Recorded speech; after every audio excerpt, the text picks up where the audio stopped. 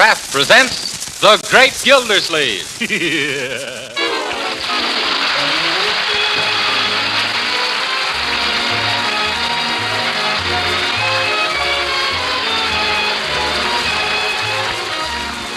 Each week at this time, the Kraft Cheese Company presents for your enjoyment Harold Perry as The Great Gildersleeve, written by Leonard L. Levinson.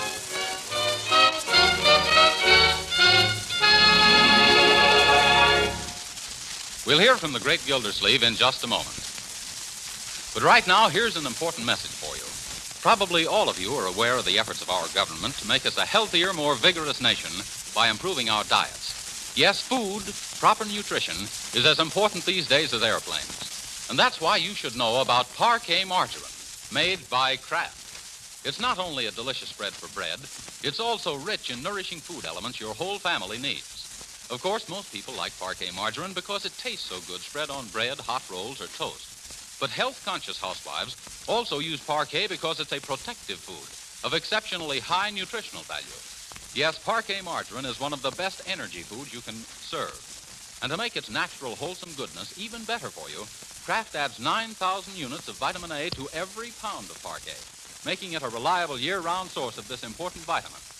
Why not ask your food dealer for Parquet margarine tomorrow? One taste will tell you it's a superior product made to Kraft's exacting standards of quality. Yes, you'll like its flavor, and you'll like its economy, too. Just say Parquet, P-A-R-K-A-Y.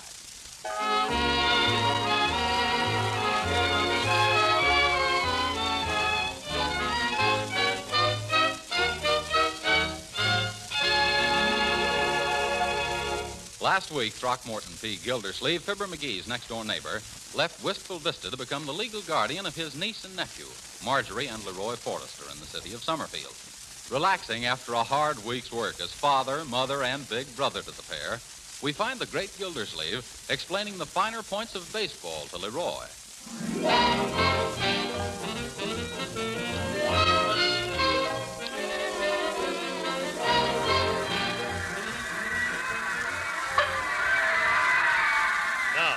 As a result of that play, Leroy, we have a member of our team on each base. You understand? Yeah, the bags are loaded. Come on, gang! Yoo-hoo! Now, Leroy, don't get so excited. Remember, this is only a baseball game. Why, you robber! As I was saying, Leroy, we mustn't give way to our emotions. No, sir, Uncle Morris. Yes. Let's remember to be sportsmen. Get an umpire. Always give the other fellow the benefit of the doubt, Leroy. Strike three, your grandmother. Shut up, you big windbag. I am not. The umpire's nothing but a horse thief. Horse thief? I'm sorry, sir, but I've warned you before. Everybody's complaining. What do you mean, everybody? I'm not complaining, am I? Hey, Jesse James, where's your horse? We can't tolerate this any longer. Now, you'll have to get out. All right, we'll get out. Come on, Leroy. We've seen this newsreel 3 times already anyway. Don't forget your cap. Careful stepping on people's feet. Say, Uncle Morris, if you'll give me an advance on next week's allowance, I'll treat you to an ice cream cone.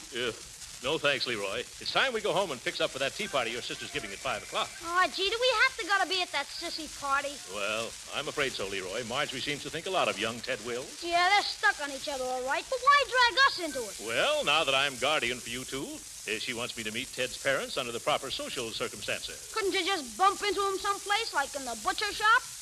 You mean meet him in the meat market? No, I'm afraid it's too late for that. Marjorie's worked awfully hard preparing for this afternoon, and she must be all ready by now. Come on, Leroy.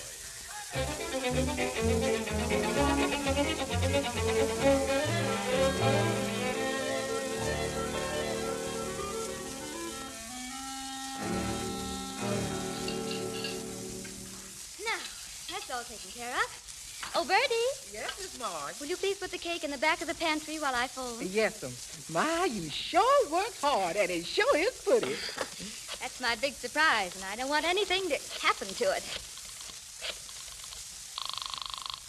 County Courthouse. Judge Hooker, please. One moment. Hooker speaking. What is it? Hello, Judge Hooker. This is Marjorie Forrester. You remember me, don't you? Well, should I? Well, of course. Just last week you appointed my uncle as guardian for my brother and me. I did? Who is your uncle? Throckmorton P. Gildersleeve. Who? Gildersleeve. 2 years in the state penitentiary. What? Oh, I'm in the courtroom, my dear, sentencing a prisoner. What'd you call about? Oh, I'd like to have you come to tea this afternoon so you and Uncle Mort can get to be better friends. How can we get to be better friends when we hate each other to begin with? Oh, now, George, I planned this as a surprise for Uncle Mort. Oh, going to surprise him, eh? Mm-hmm. All right, I'll come. And when he sees me, won't all of his chins drop? Oh, Bertie, Judge Hooker's coming. Won't Uncle Mort be pleased? And some says yes and some says no. Oh, look at the time. I'm late for my manicure appointment. I'll walk as far as the store with you. I got some things to pick up. Oh, I do hope everybody will like my cake, all right. They sure will, honey. It's just simply scrumptious. Oh, thanks, Bertie. It's got to be good. Ted's mother is so discriminating and critical. Yassam, she keeps her nose up in the air like she ain't been introduced to what she's smelling. Never mind, Bertie. Let's go out the back way. It's quicker.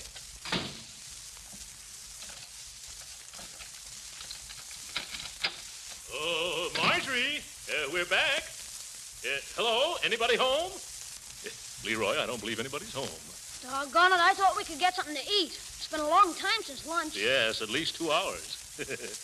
Suppose we rummage around in the kitchen. There's bound to be something here. I usually look in the pantry first. Ah, the voice of experience. Well, here's a lot of canned goods we could open. Kitchen cleanser, tennis balls, shellac, motor oil. Just call out if there's anything you like. Crunchy cornies. Some genuine New England chop suey sauce. Hey, what's that in the back of the cupboard, Uncle Mort? Where?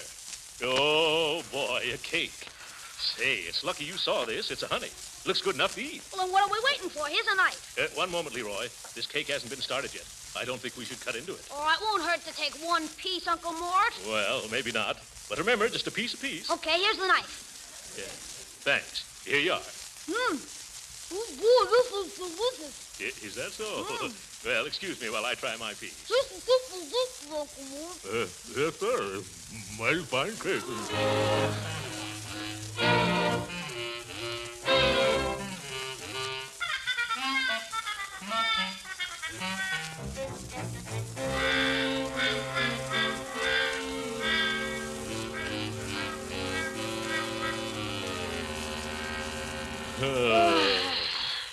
That's the end of it. Yeah, stuffy in here, isn't it? Stuffy and where? Yeah, I see what you mean. Hello, Mr. Gildersleeve. Oh, hello, Bertie. Oh, there you are, Leroy. Messing around the kitchen for something to eat, I speculate. Who, me? I don't want anything to eat. Not now. Yeah. Good. You saved your appetite for the tea party. Your sister done whipped together the most delectable cake. Yes, we know of her, yeah. She did it because it's important to impress Mr. Will's mother that she's a good housewife. Look like Mr. Will's gonna get a house and a wife. Oh, I see. Yes, Miss Marge worked her pretty fingers to the bone, baking all day. That's the surprise she's been talking about. Yeah. Uh-oh. Now, you want to take a peek at it? I'll show you. No. Oh, but she got it so beautifully redecorated. Now, Bertie, don't go spoiling the surprise. It ain't gonna spoil nothing. Oh, yes, it would. Leroy, isn't there something Bertie could go to the store after? After when? I mean, Bertie, would you mind running down to the cigar store and getting me some Punchinillo Panatellas? But I got work to do. Leroy can get them. Oh, no, he's a minor. They won't sell him. I mean, here's $1. Get a whole box. But Mr. Gildersleeve. Hurry now, hurry. They may sell out. Remember, Punchinello Panatellas. Yeah. By George, that isn't a bad name for a cigar, seeing that I just made it up. Oh, my goodness, Leroy. Why didn't you stop me from eating that cake? Boy, are we going to catch it when Marge gets back. Yes. What do you say we take a short walk till about bedtime? Yeah, that's very good. No, we've got to face the consequences. Not me, Uncle Mort. I'll see you later. Come back here, young man. If you don't see me running away, I'm going to stick my chin out and take it. That's not your chin sticking out, Uncle Mort. Never mind. Leroy, we got to find some way to get an exact duplicate of that cake before that party starts. Oh, my. Who's that? That's old lady Snoop, who lives next door. Oh. She's worse than an earache, Uncle Mort. I don't know the lady, Leroy, but I'm sure you're mistaken. I'll just see what Mrs. Snoop wants. No, Uncle, her name isn't... Ah, how do you do, Mrs. Snoop? Mrs. Snoop? Oh, this is Miss Dinwiddie, Uncle. But you said... Oh, I'm so glad to meet you, Mr. Gildersleeve. I'm the girl who lives next door. Your niece, Marjorie, told me so much about you. I feel we're practically old friends. Uncle Mort. Is Marjorie here? Well, No, I remember seeing her go down the street half an hour ago through my front curtains. You'd be surprised at all that I see through them. Yes, I see what you meant, Leroy. Anyway, I was looking for Marjorie, but I suppose you'll do instead. I will? Oh, well, what for, Miss... Dinwiddie.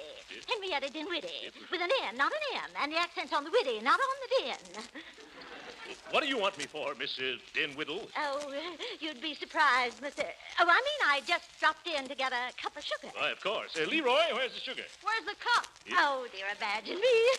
Oh, I forgot to bring one. I guess I'll just have to borrow a cup, too. Yeah. Oh, now, Mr. Gildersleeve, you'll have to excuse a poor little flustered bachelor girl. No, Leroy, not the lump sugar, the granulated, just like I always borrow.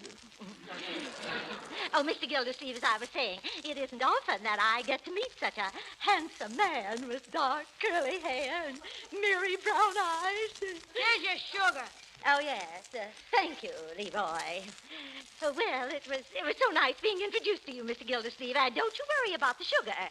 You'll be getting it back sooner than you expect. Oh, that old hen, she makes me sick. Me too. Yeah, and a couple of weeks ago, Marjorie showed her a picture of you, and she said you look like Ronald Coleman. Ronald Coleman, eh? Yeah.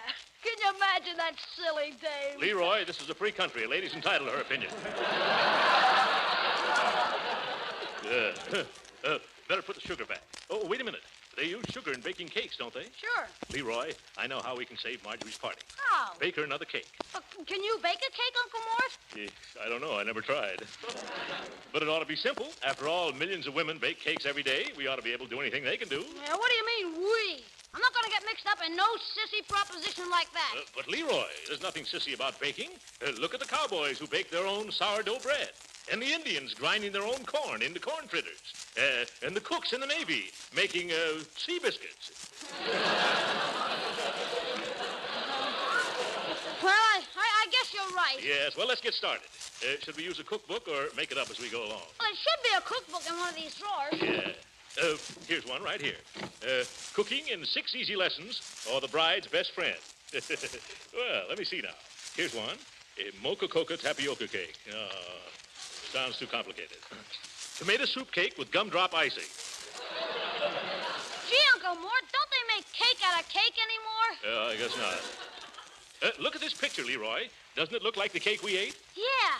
Lady Baltimore cake. Yes, that's it. Now all we got to do is copy this one. Okay, what do we do? First, 3 cups of sifted cake flour. We got any cake flour? Nope. Here's some buckwheat flour. Well, I doubt if there's any difference. Next, 3 teaspoons of baking powder. Here's a box of baking soda. Is it powdered? Yeah, it is. That's what they must have meant anyway. Now, salt, shortening, sugar, half a cup of milk. Used all of today's milk, and yesterday's is sour. Fine. My mother always used sour milk in her cakes. It'll give it that old-fashioned sour taste. Teaspoon of vanilla and 6 egg whites. Hard-boiled or poached? No, Leroy, raw. It's easier to separate the white from the yellow if they're hard-boiled, Uncle Mort. Leroy, this is no picnic. Now, you sift the flour, the baking powder, and the salt together. Here, use this sifter. Okay. And I'll take the other stuff. Beat egg whites until stiff, it says. Who, me, or the eggs? Hey, Uncle Mort. Yes? This sifter leaks. Leaks?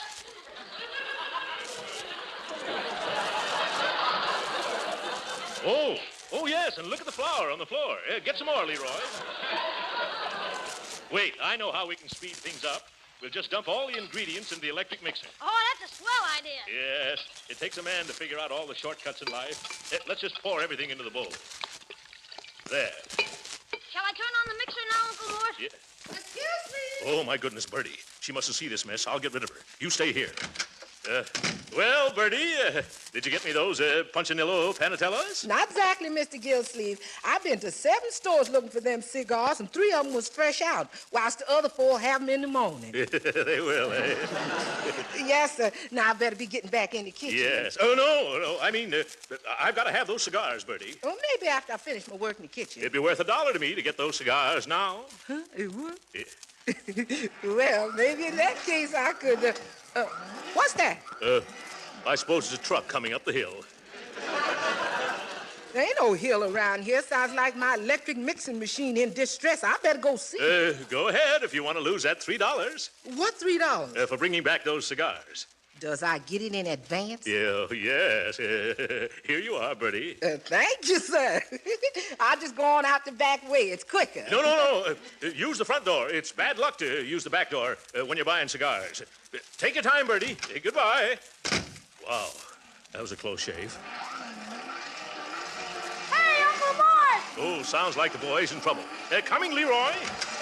Don't come in, Uncle Mort. Go back. I can't hear you. What's wrong with the mixer? It's throwing the cake batter all over the place. Oh, my goodness. Turn it off.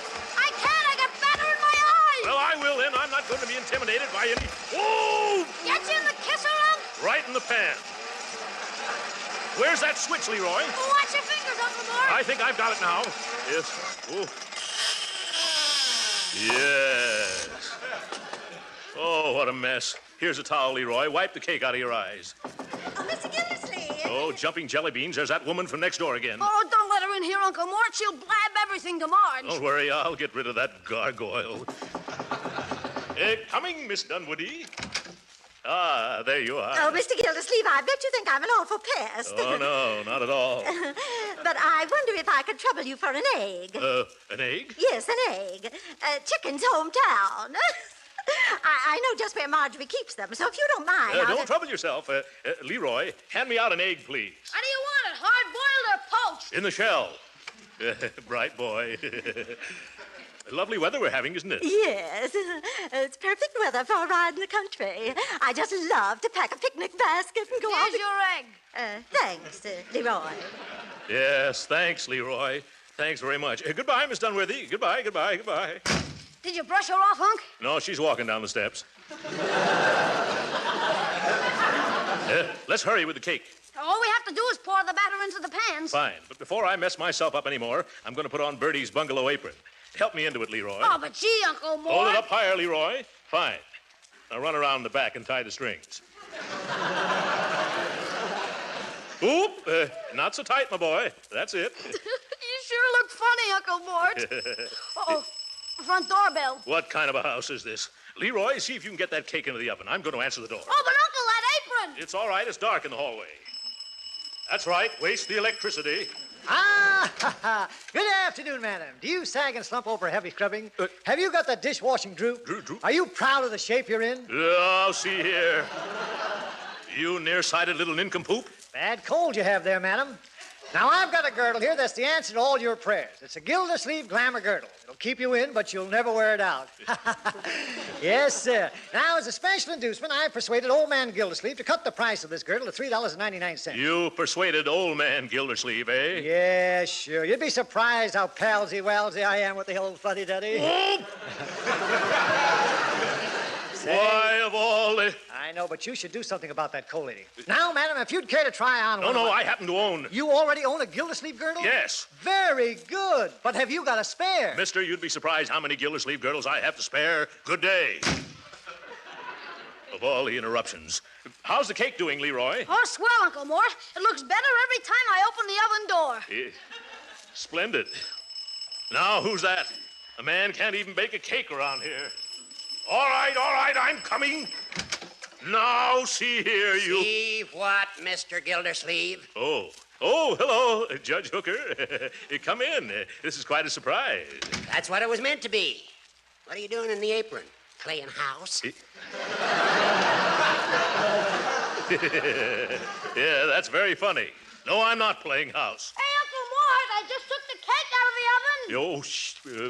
Oh, boy, does it look swell. Oh, hello, Judge Hooker. What are you doing here? Hello, Leroy, my boy. What have you and your uncle been up to now? Why, we've been... Nothing at all, Your Honor. Leroy, time to get cleaned up. And my, look at me, I'm a mess. Yes. I'll go with you, Leroy. Make yourself at home, Judgy. But I came early just to ask you two a few questions. We'll be back, Your Honor.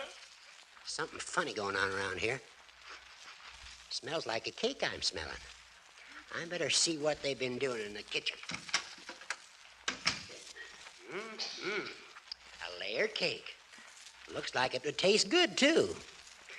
I wish I wasn't on that darn diet. I'd take a piece. Not that one piece would hurt me.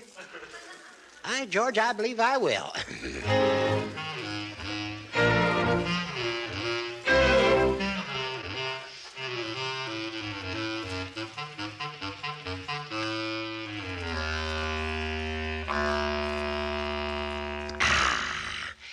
Mighty good cake. I think I'll have another piece. Ah, there you are, Your Honor. That's a bad cough you got there. Here, let me get you a glass of water.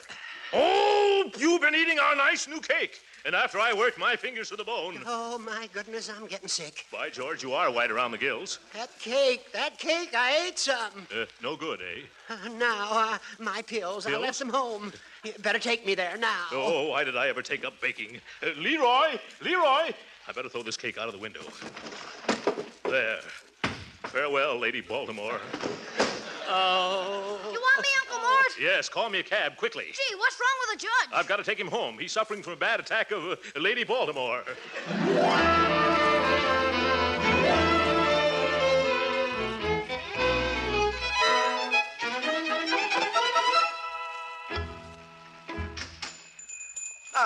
What can I do for you, sir? I happen to see that big cake in your shop window. I'd like to buy it. But that's a wedding cake. Yeah, I know, but it could pass for a party cake if we knock off the bride and groom.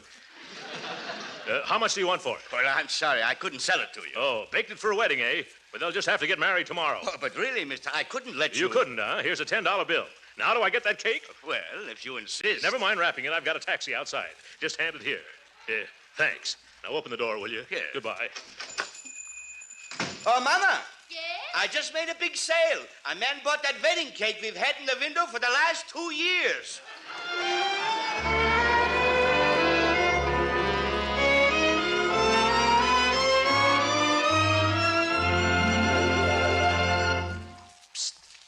Leroy, anybody in the kitchen with you? No, come on in.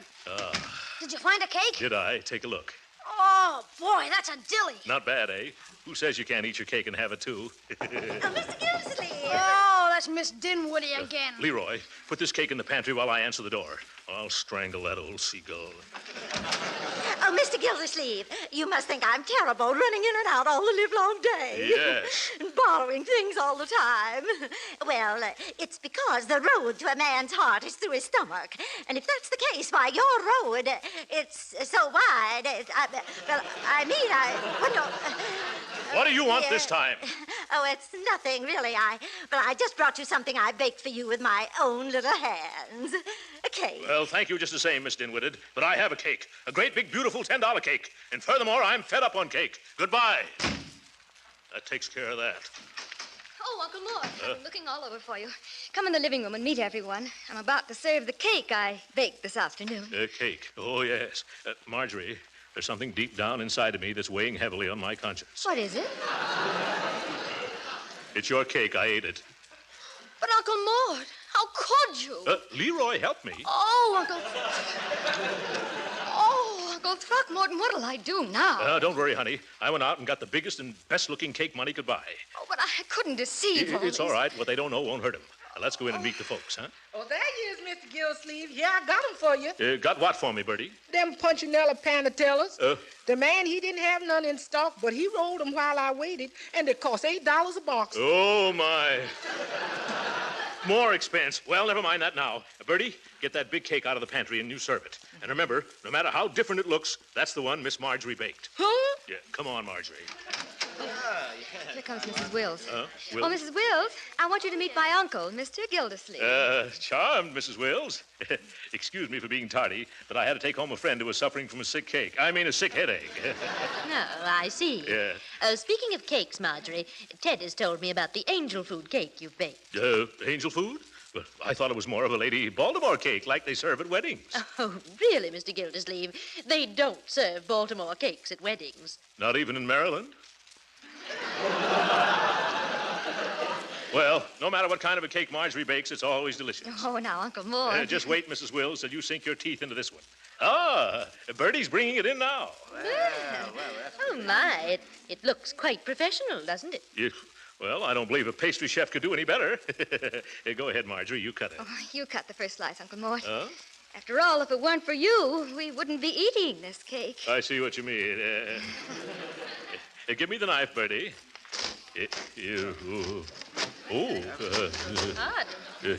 Well, frosting's a little thick. Dull knife.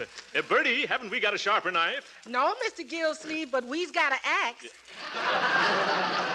Never mind, I'll manage with this. Oh, careful, Uncle Mort. It'll slip off the table. What? Oh, my goodness, it's made out of plaster of Paris.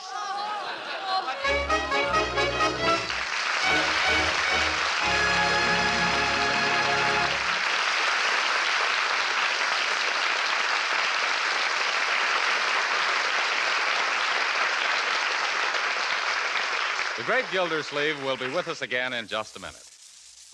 But first, I want to tell you something that should make every quality-wise and economy-minded housewife want to try Parquet margarine first thing tomorrow. Here it is. Now you can have a high-quality product made by Kraft that's so downright good as a spread for bread, toast, or rolls that you'll want to use it lavishly as a seasoning for hot vegetables, a shortening for baking, and for pan-frying, too. Yes, that quality Kraft product is Parquet margarine.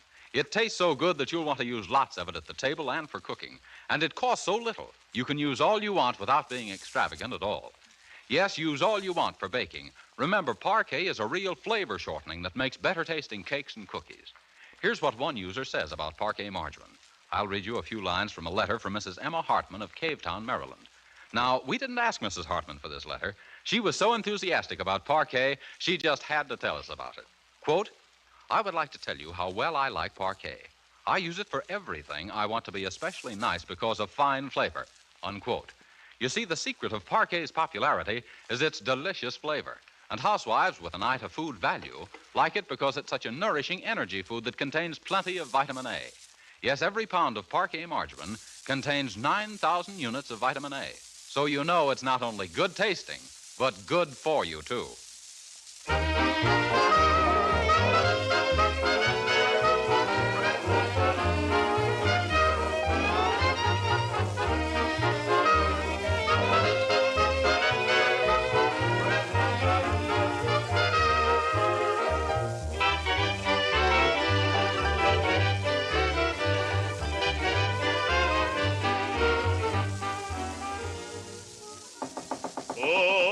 Miss Dinwiddie. Yes? Oh, you're angry.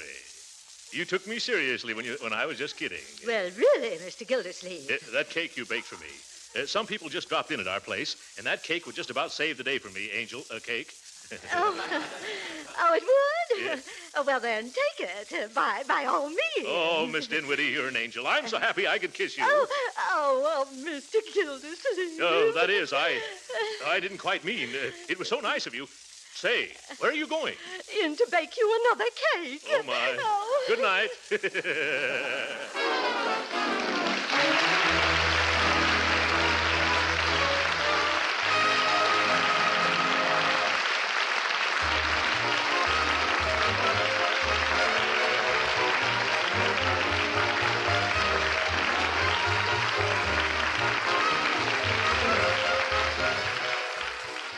Original music was composed and conducted by William Randolph. This is Jim Bannon speaking for the Kraft Cheese Company and inviting you to be with us again next week at this same time for the further adventures of the Great Gildersleeve. This is the National Broadcasting Company.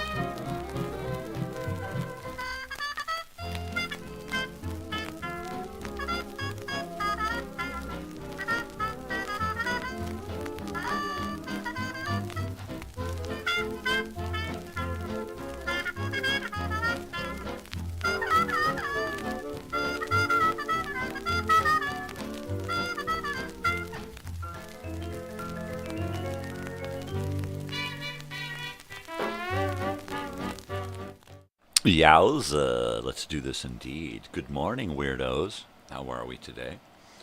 I'm feeling weird. The coffee is hot. The granola bars are chewy. And the dubage, it's smoky. Oh.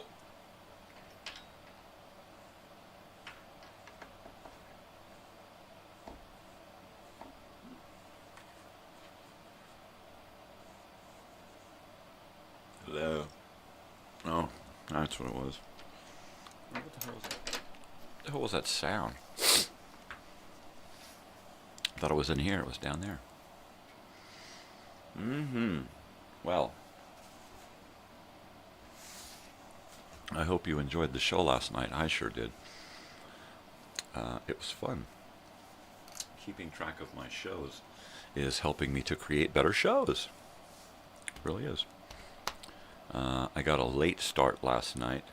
I had a late night with a Cremorian Fangor beast. No, I had something going on my live computer. It was uploading stuff to YouTube, and it just took too long. So it actually, I had just enough time to get on air last night, which was cool. I made it. I totally made it, man. Totally. And then on my graphics computer over here, I'm having memory space issues. I'm running out of room, man. It seems as though after doing a whole bunch of research last night, digging through my computer, trying to figure out how to get rid of more of this memory onto my external hard drive. And as it turns out, I pretty much scraped off everything that I could. Now I have to dig into programs and remove their assets, their memory.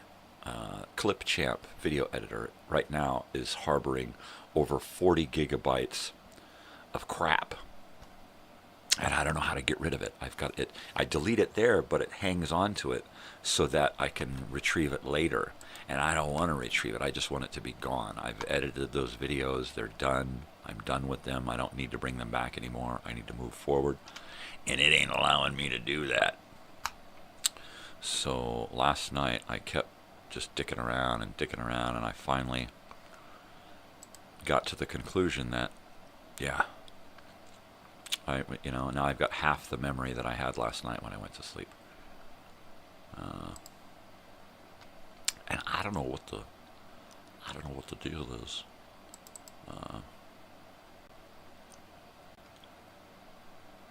Yeah, every one of these files that I have here on my laptop right now, they're all cloud. None of this is stored to my computer. So I really need to. I'm gonna have to call Microsoft and ask them about Clipchamp and how do I get into the Clipchamp assets and extract those files permanently. Now I found a spot that says, where was it? I was screwing around and I found a location of something, my Clipchamp files, but I have to get into them through the OneCloud, and I tried to access it last night and got a code and went in and opened it up, and it was at one of 14 steps for an hour, and it would not move past that first step. So I was like, all right, you're done, you're out of here. So now I need to get Microsoft over here, have them get into my computer and fuck around and figure shit out. Basically, I have to take all of the files that have been deleted from the program and delete them from the computer. The ones that are still in the program I need to use. It asked me if I wanted to dump all of it. And I was like, no, I'm working on shit. Now, I suppose I could just dump it all here because it's all over here.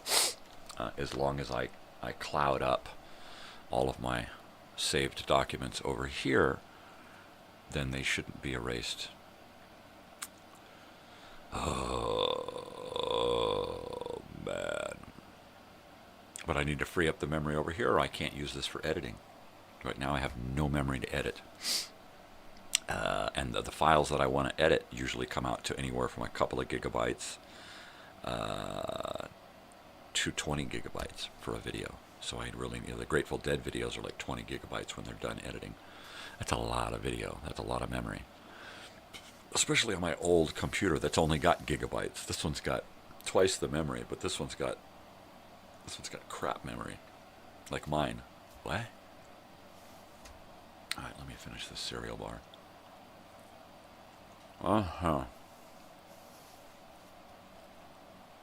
I have to get the food into the stomach.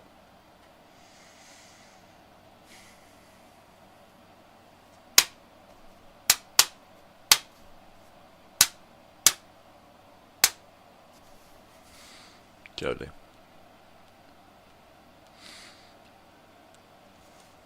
Oh yeah, and I got some subscribers yesterday, which was weird because I kind of thought I had plateaued, right? And then I checked this morning. I was like, wait a second. I went up a couple. Because last night I didn't want to jinx it. So I was like, oh well. I got a couple of subscribers last night. And then I got up this morning and there were a couple of more. And I'm like, okay. Don't jinx it. Don't jinx it. I'm almost to 300 videos. A lot of those haven't premiered yet. But I'm hoping I'm going to get a lot of new viewers in anticipation of the videos that are coming, right? What I'm trying to do is I'm trying to do a live 3-hour show in the morning, a premiere at 8, a premiere at noon, a premiere at 4, a live hour show at 5, and a premiere at 8. Right? That's some heavy stuff right there, baby. I'm totally digging on it. Pebby. I'm Pebby digging on it. Pebby. Totally.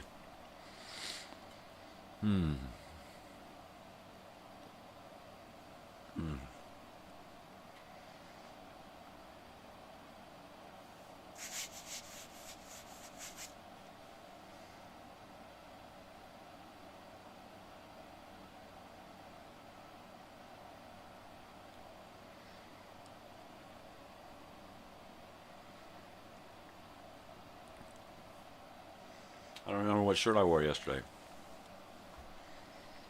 I didn't write it down.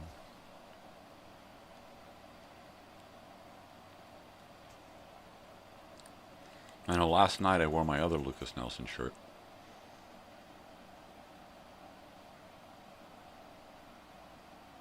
But I don't remember what I wore yesterday. And that's why I write shit down. So I would have to look into my videos. So what did I wear? I wore the laundry. Which is probably where I'm going to look. Alright, I can't take it. I got to look.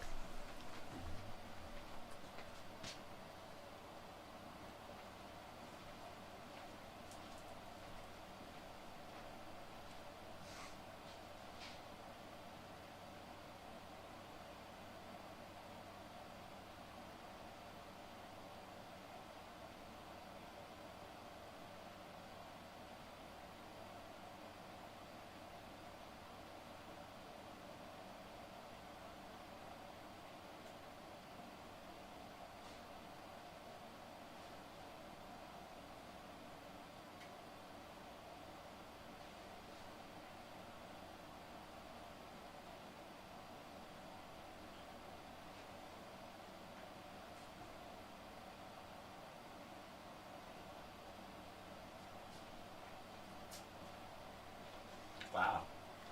I'm gonna have to look at the video. I don't remember. I can't find it in the laundry.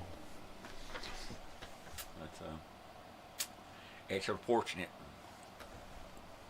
isn't it? Unfortunate. The Fortunate is on. All right. So, here we are on your actual brink. Right? My department's about to become a part of the military.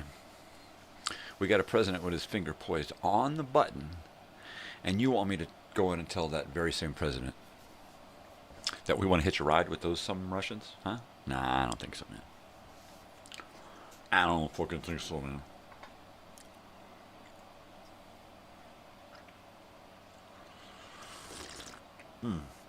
Ah, that's good stuff right there. Coffee, coffee, coffee. Coffee.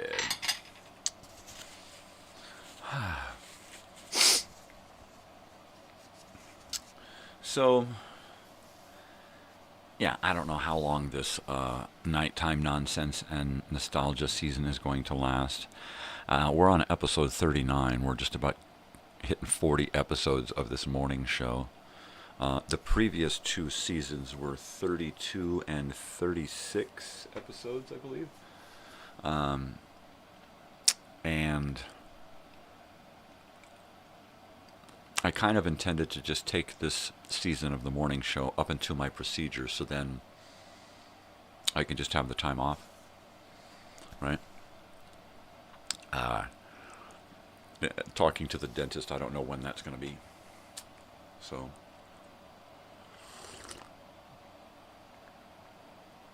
we're still waiting on insurance approval.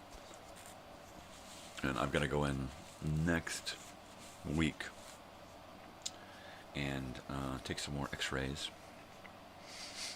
So, I don't know what's going on. I just know that when I'm off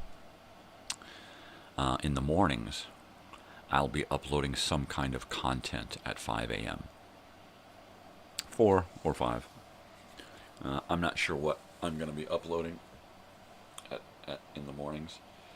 It'll be premiering, which means I won't be up to do this for a few weeks to a couple of months, really. I hate to say it, but that's just the way it is. Now, I will be continuing the nighttime show, because I can extract myself from that vocally and just be there to present. I'll just kick in an extra song and I won't talk, right? And I only do about 3 minutes of talking throughout the whole hour show, so it should work out fine. An extra commercial here, an extra song there, and boom, we got a full hour. So I'm excited about that, you know. Is it a hair? You know, sometimes when the cuff of the shirt touches me, rubs up against one of my hairs, and then I think that I'm all hairy. I'm all hairy, man. Harry. Calm down, Harry.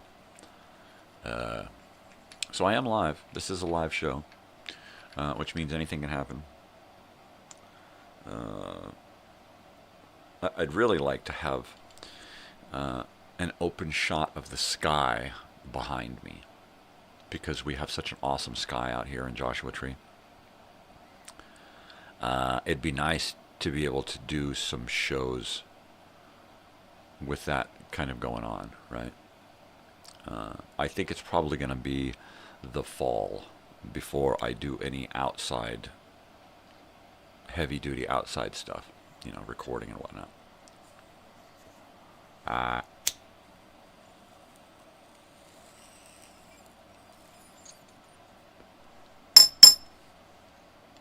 It gets a mite bit warm out here, and we try to avoid outdoor stuff as much as possible. These guys are no longer happening. They took a hiatus after the next couple of concerts, I guess. I'm not sure. I know that Lucas Nelson right now is living in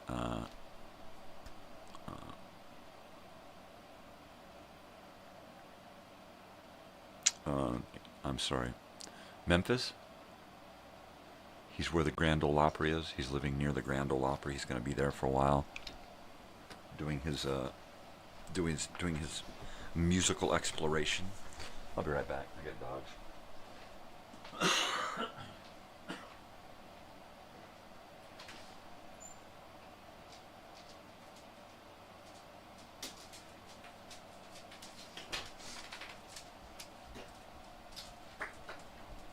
Well, big dogs. Big dogs. Hi, Big Face. How you doing? How's it going? All right. No wedgie, no wedgie, no wedgie. No wedgie. Ah, no wedgie. Well, doggy. How's it going, doggy? Hi, doggy. Hi, big doggy. How you doing? Big doggy. Big doggy. How's it going, big doggy? How's it going, big doggy? Hi. Give me a head hug. Come here. Give me a head. Aw. Dog. Dog. She's a different kind of dog. She don't lick. She don't, Oops.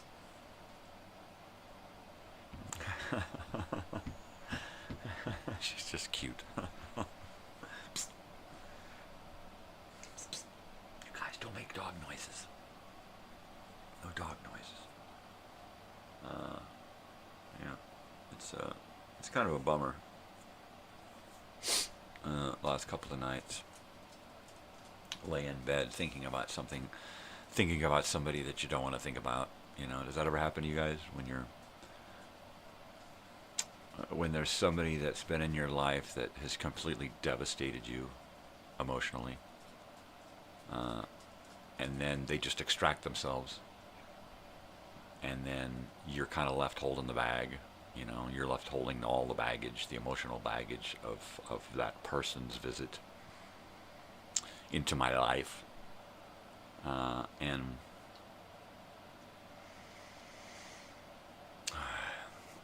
yeah, I think about good times, and then I think about how it ended.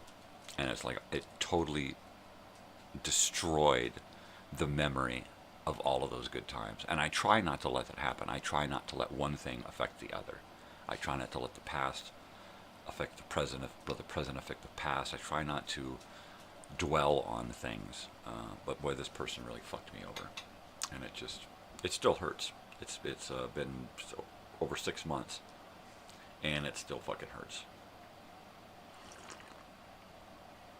And it was a lifelong friend, not just, you know, a casual acquaintance or someone you've only known a couple of years. This is somebody that I've known since I was a kid.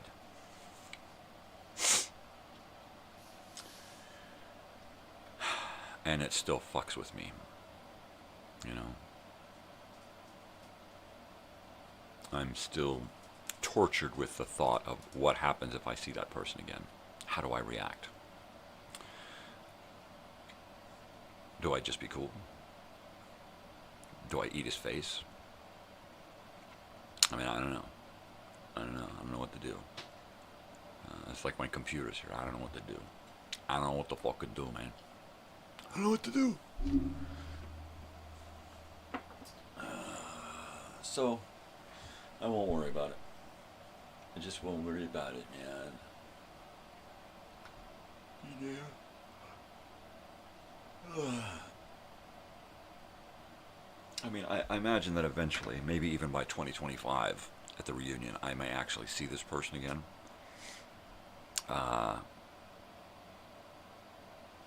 I could probably look back at the past by then and try to enjoy some of those old memories. There's no way I could do any back and forth, any kind of civil communication with this person at this point ever again. He kind of burned his fucking bridges, and then after throwing a Molotov cocktail at the bridge, then started fucking lobbing grenades on the other side of the bridge. You know, I mean, it's like he just set a nuclear bomb and walk away. Pathetic, you know, fucking pathetic. What do you do? What are you gonna fucking do, huh? Move on. That's what you do. You move on. I need to get these computers banging out a bunch more content. I've got the rest of this week to finish up next week. And then I've got next week to get ready for next month. And the first week of next month is just about ready. I need to dump in some more radio shows and some more movies and TV stuff, but it's going pretty good. I'm not worried too much about next week's programming. It's pretty much filled in, a couple of shows a day, premiering at noon and 12 and noon and 4 and that kind of stuff. So I may fill in a little bit more for next week, but I'm more concerned with getting July rolling, which means creating 4 shows each for 4 series and a couple of extra Gildersleeves, right? And then I need to do about 25 X-1s, right? And I can knock out about 5 a day. I can knock out about a week's worth of X-1 in an afternoon. That's easy peasy. Same with the other radio shows. I could knock about a week's worth, about 4 or 5 episodes out in about an evening. It's even easier when I have 2 computers going. I can do X-1s, which is a really big video with the moving stars and stuff, so that one takes a whole lot of juice to get that video produced. The other ones over here, you know, the Bickersons and, you know, Nero Wolf and that kind of stuff, it's just a picture, you know. It's a picture with a couple of PNGs over it and some sound. So those save pretty easy. Those save out about 20 or 30 minutes. These X-1s take about a couple of hours over on this computer, less than an hour on this computer. So that's pretty cool. If I could just get memory on this graphics computer to hold up. I wish I could get the editing program to save directly to my external hard drive, but it wants to save to the computer. And I don't think it will allow me the option of doing other. So, yeah, I'm at 155 subscribers. I did not expect the latest 5 subscribers. I thought it'd be possible with the amount of videos that I'm uploading and going live every day. It's kind of inevitable that you're going to get passed around YouTube by the algorithm and thrust at people. Here, check this out, it's live.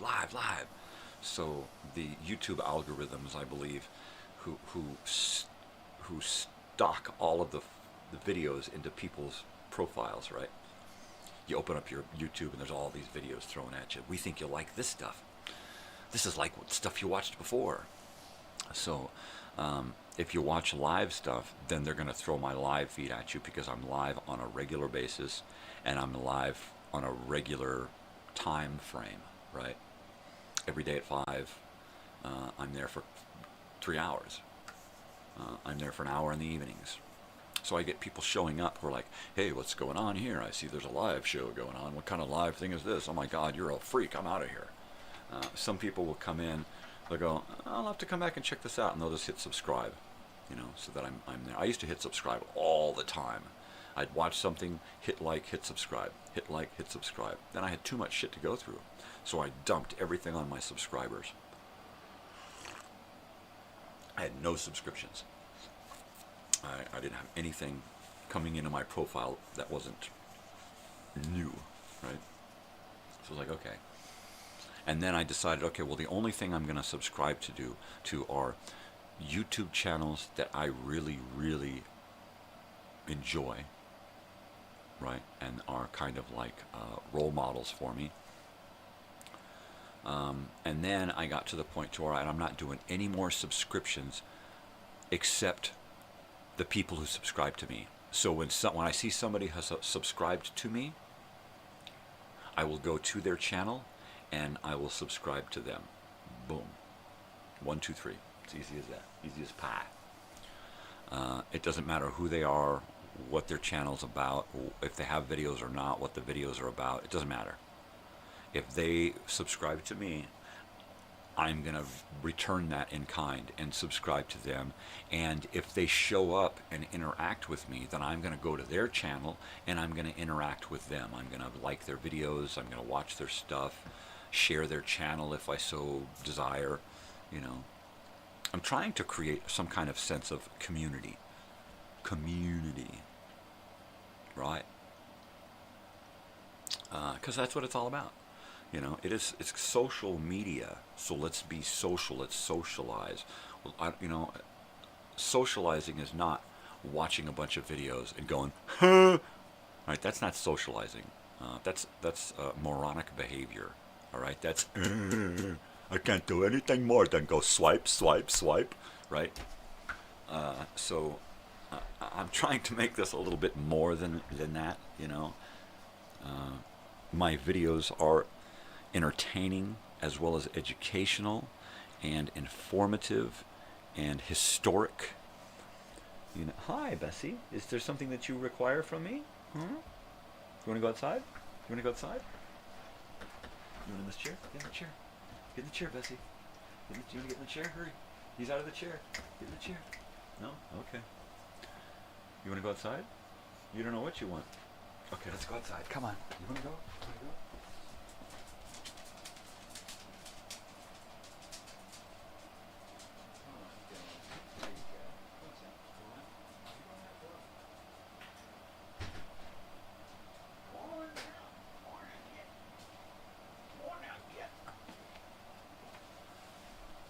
All right, so I've been trying to increase my protein intake lately. I'm just shriveling up here. I'm getting old, invalid, ill and depressed. Illness has taken a hold of me, so my weight has just dropped dramatically. Well, ever since that thing that happened 6 months ago. And it just totally screwed me over, mentally, emotionally. I was just devastated. And normally I would have just given myself over to that devastation and would have just crawled into bed and said, fuck it, like I did the first time this happened. And my friend screwed me over. And I crawled into bed for a year and went boo-hoo.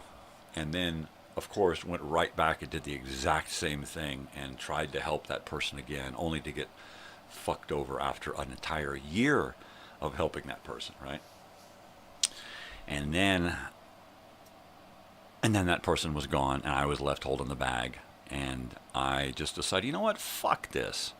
And it was literally that week that I started doing this morning show. Because I was devastated, and I did not want to stay there. And I needed to get it out, and I needed to express myself creatively, you know. And I just needed to move forward, and this really helped me move forward. I still get pulled back. I still think of that hideous person, and I still get pulled back into those emotions. Time to warm this up. But I can do it with perspective now, and I can do it without falling victim to the emotional baggage attached to those memories, right? I'll be right back.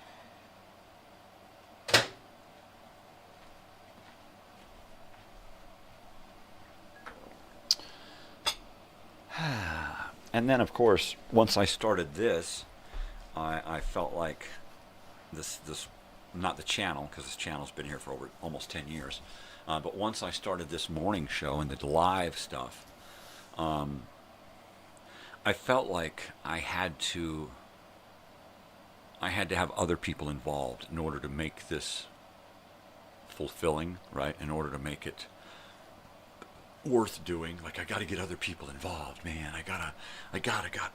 And I kept running around and trying to figure out ways to bring other people into this.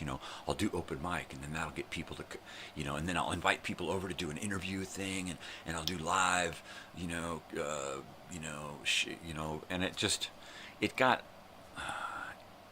it got overly complicated way too fast, and I found myself chasing my tail. I really was. I was trying to do stuff that I was not prepared to do. Now, after about a year of what I'm doing now, after I've done this about a year, I think I'll revisit some of those other ideas that involve other people, right? But I think for the most part, I found my niche, right? It's not following others out to mimic what they're doing, right? I'm going to go to open mic, and I'm going to try to get up there, and it's like, that wasn't me, that was somebody else saying, hey man, you should get up there and do that, man. And I was like, I figured out that that's not for me,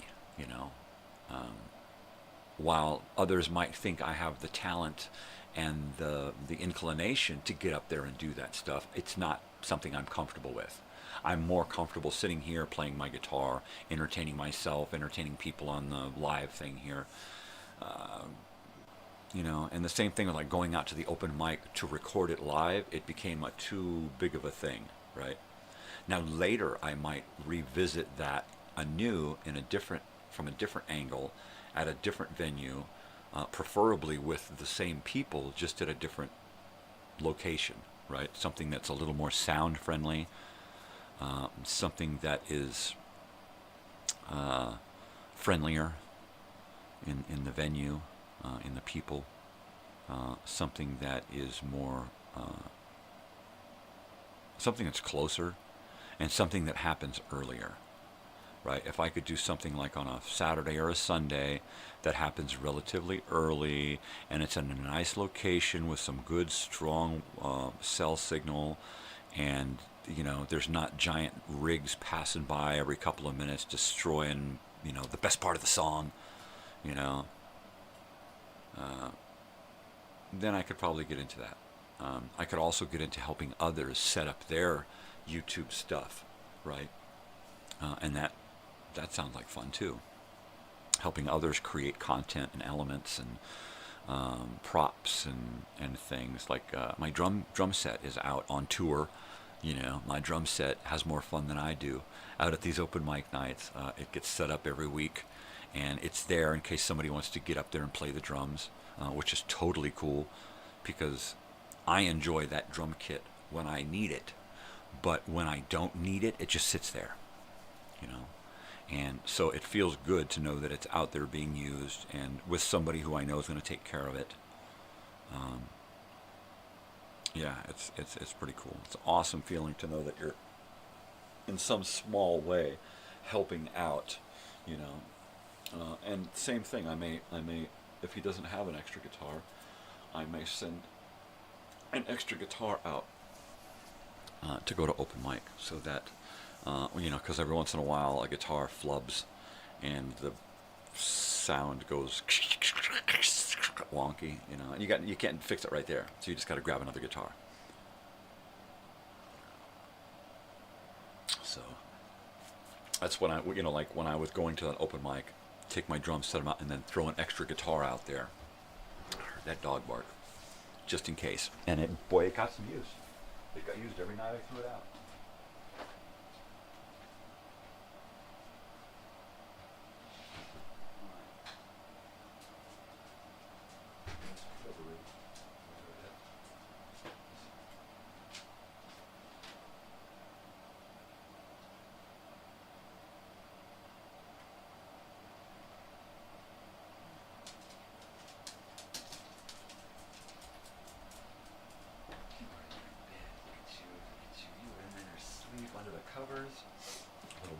Outside a minute ago. Now all of a sudden you're in bed. Sheesh. No wedgie. Olive oil. Cute. What's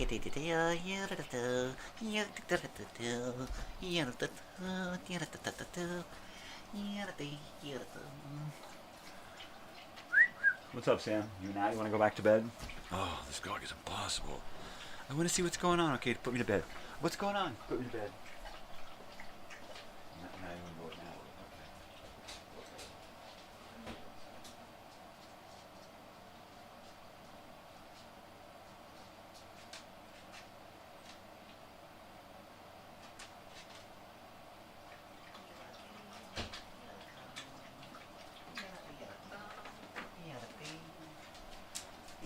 Come on, Bessie. Come on up here. Come on. Get up in the chair. Up in your chair. There you go. That's a good big face. Big face. You like that carpet over there, huh? It's a comfy rug. It's comfy on your old elbows. Psst. Your old elbows. Ah.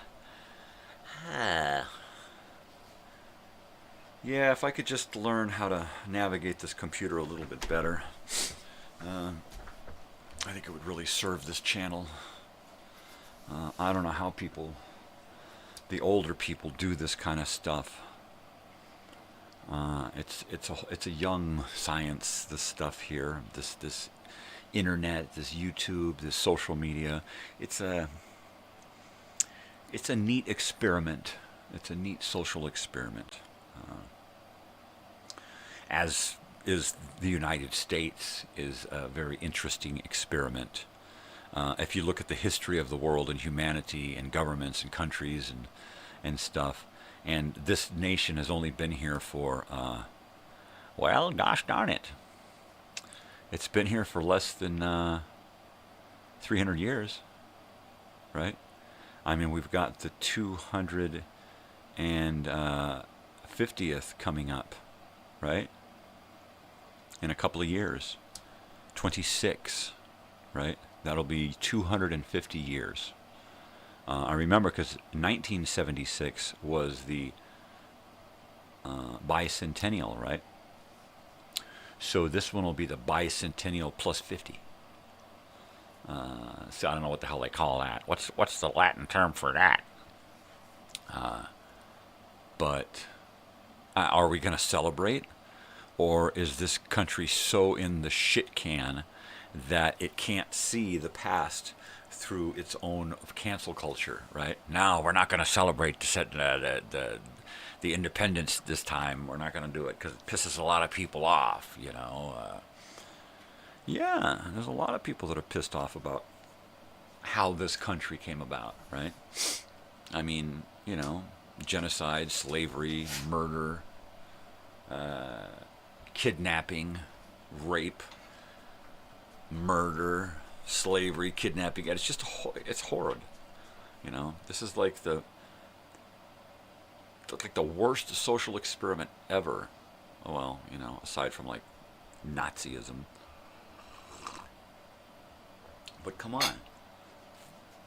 You know, look at how this got started. And then look at where we are today. You go, Joe, I wonder why everything is so horrible.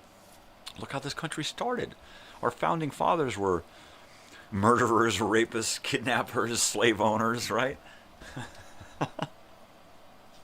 Just look at the founding fathers. Just go back and take a look at one founding father in this country. And most of the stuff you find out about them is horrible. You know? When you boil it all down, they're, you know, what's going on, you know? Of course, what's going on here today is just a reflection of how this fucking place got created, you know?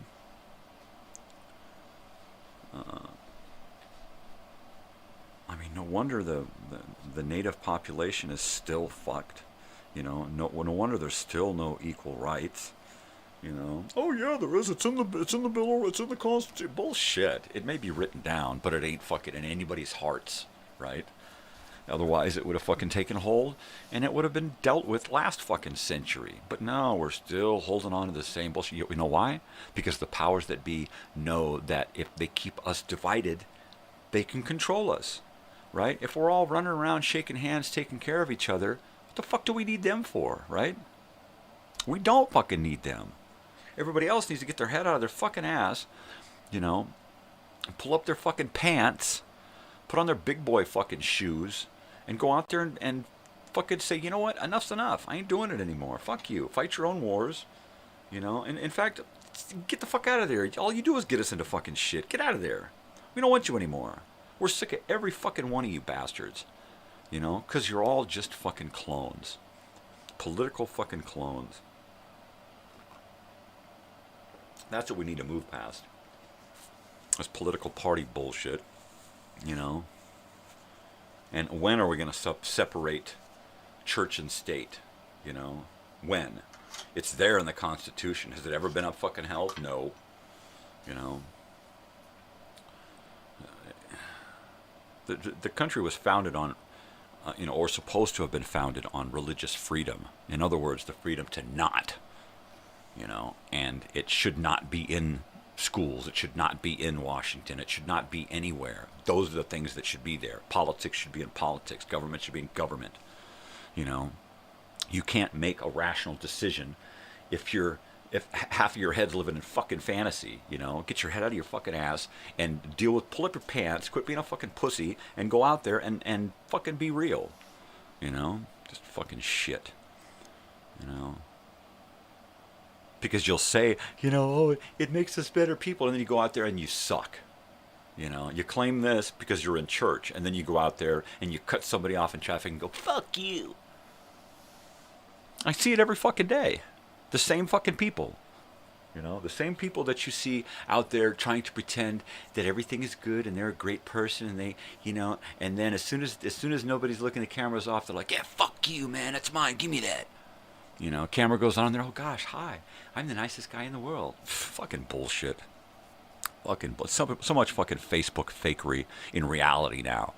It's like people actually go out and want people to believe the bullshit that they're throwing out there in social media. It's like, we don't believe it on social media. What makes you think we're going to believe your bullshit out here in the real world? You know? You carry that bullshit with you like a badge? Give me a break. Give me a fucking break.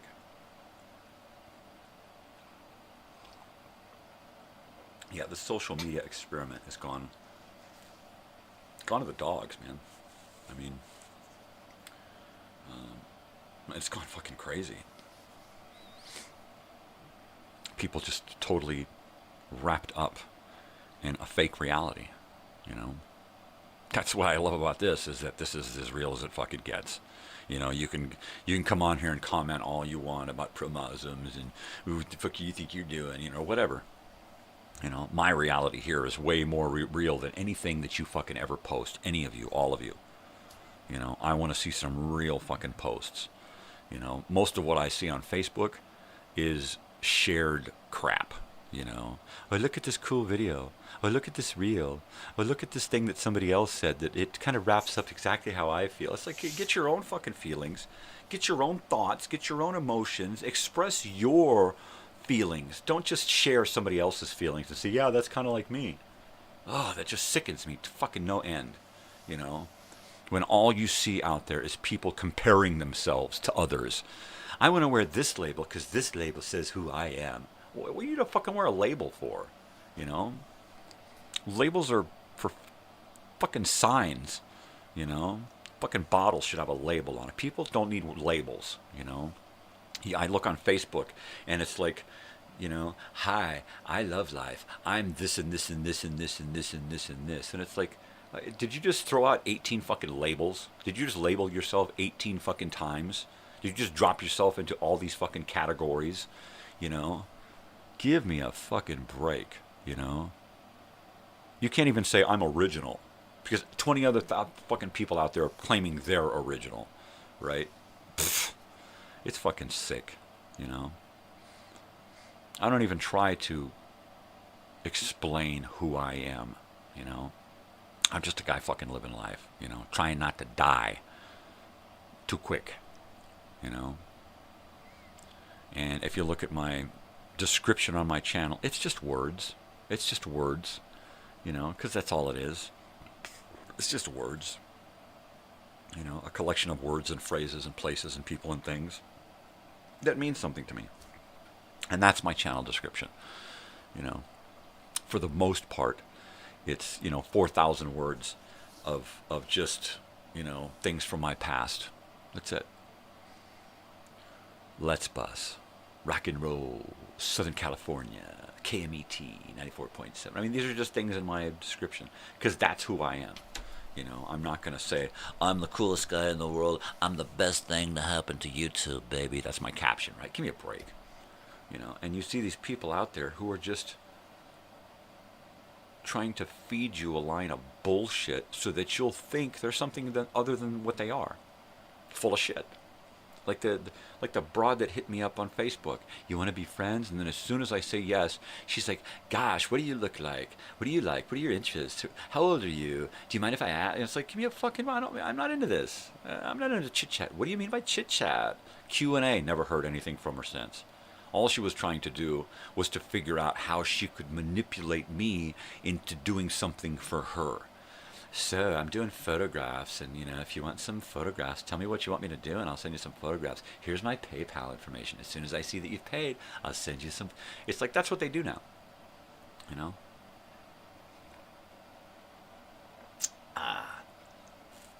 That's what they do, and they're not going to come after me. They're going to go after people with thousands of friends, and try to hack their account. And try to take advantage of those 1,000 people, right? I got like maybe 100 people. So they look at my friends list and they go, he ain't worth much. In the scheme of things, we're not going to be able to get much out of his friends list. We ain't going to get nothing out of him because he's an old grouch. But it's like, you know what? If you wanna look at me, check me out, there I am. You fucking ask me questions. My friends don't ask me. Even my new friends don't ask me fucking questions. All right? They do the research. All you got to do is fucking pick up a phone and scroll through my fucking Facebook account, and you'll know me. Get on YouTube, watch a couple of videos, and you know me. If you're not going to take the time to do that, but you want me to sit and answer stupid fucking questions like you're filling out a goddamn questionnaire, fuck you. In fact, I'm going to unfriend that fucking lady. You're done. You're out of here, I mean, she's just a fucking user. I kind of hoped that she was a friend of a friend and had found out that way. But, no, she's just one of those suck-face leeches that just want to use you, right? And let's go to all friends. And, let me see. She's going to be way down at the bottom because she's new, right? And we're going to give her the boot because I just don't have time for people like that. I've got people on my Facebook friends list who are deceased, right?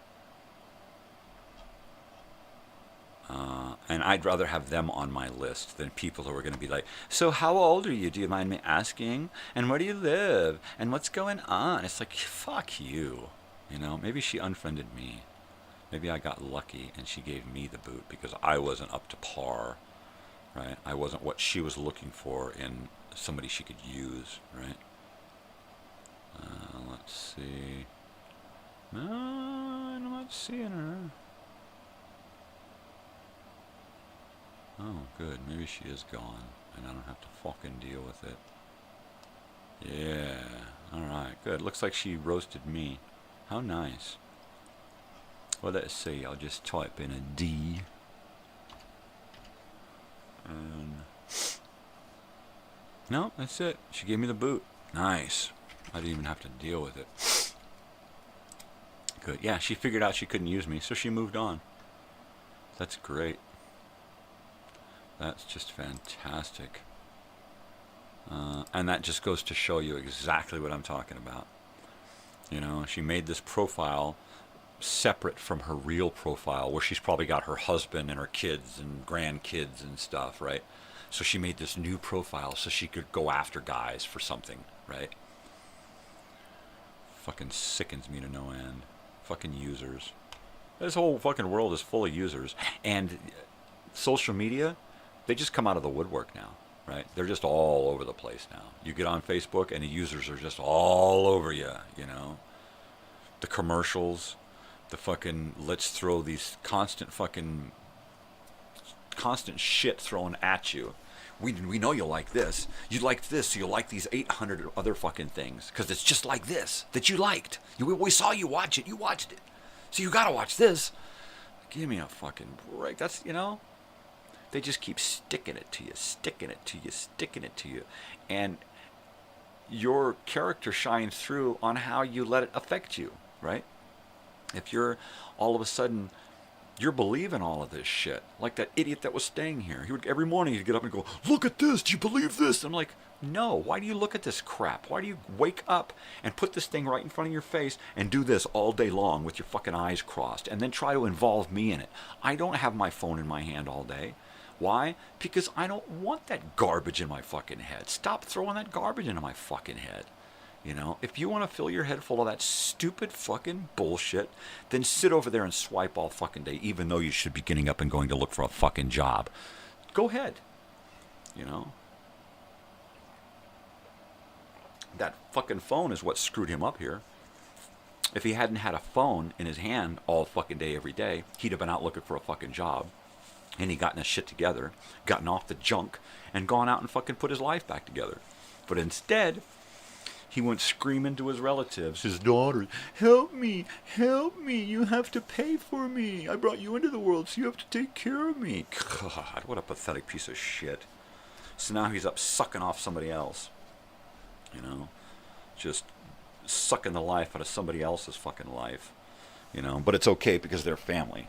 None of his other family want anything to do with him because he's a piece of shit. You know, why did I? You know, because I'm a dumbass. Fucking idiot. You know, you can't look at people now the way you used to look at them in the past because it's just not the same, right? You want to see people the same, right? I try to look at people from the past knowing that they've evolved, right? If I know you from the past and you haven't evolved, you're still that fucking tweaker. Ugh, that's horrible. But I try to give people the benefit of the doubt that they are those people from the past, but they've grown, right? And that's not always the case. And you can't expect people to have grown. I mean, I may not have grown up, but I have grown and evolved, right? But I've tried to stay young. So I've tried to keep myself in that same kind of, but I do have responsibilities, and I don't fuck people over. You know, and I don't blame other people or make others responsible for my fucking bullshit or shortcomings, right? Which is, I'm sure, this guy, as soon as he left my house, he was bad-mouthing me, you know, like he did about everybody that he knew. The entire time he was staying here, he was bad-mouthing everybody that he knew, right, for not wanting to help him. How dare they not? How dare my sister have a home and not want to give me a piece of it? How dare others have a good life and don't want to share it with me? It's like, dude, what do you think I'm fucking doing? Yeah, but this ain't good enough. It's like, fuck you, piece of shit. Oh, man. Coffee's getting cold again. I gotta warm it up. Yeah, you expect people to change, and they don't. And they just don't. They just remain that same fucking piece of shit. And then, of course, people look at me and they want to see me as the way they've always seen me. They don't want me to ever change in their mind. So therefore, I see my family and friends from the past, and they still see me as that one little image they have in their heads. You know, they saw me at a party one night doing this. So forever, that's how they see me, right? They will never see me any different. My brother or my sister, they knew me as this kid, and that's all they'll ever see me as, right? Forever. No matter what I do, especially with my brother. He just will not see me as anything other than the image he has in my head, right? Okay. Bummer for them.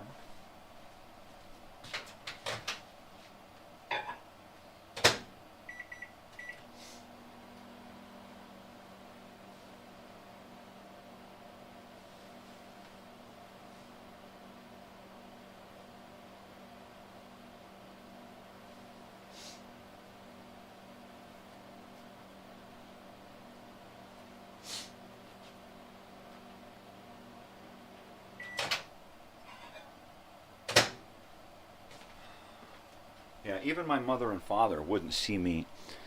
They wouldn't see me as anything other than the picture they had in my head, you know, or that person that they knew that I was, right? They never got to know me. You know, nobody ever got to know me. Nobody from my past, no friends or family, especially family, never got to know me. They never tried to get to know me. They just always had this image of who I was, and that was it. From then on, that's who I was to them, and I never changed to them, right? I mean, I literally had to extract myself from that world and create my own new world with my wife and daughter in order to have people who see me as I am, right? What? Go lay down. You want to go outside? You want to be on TV? I don't know what you want from me. You have very poor communication skills, right? And that's unfortunate, you know, because if you only see me as this one person and I'm unchanging in your mind, we can never move forward. We can never have a meaningful relationship. And that's what's wrong with my brother and sister, right? Is that we will never have a meaningful relationship because they will never try to get to know me as I am. Anytime I say something to me, it's like, yeah, that's him. You know, they never take me seriously. They never want to listen to what I'm saying.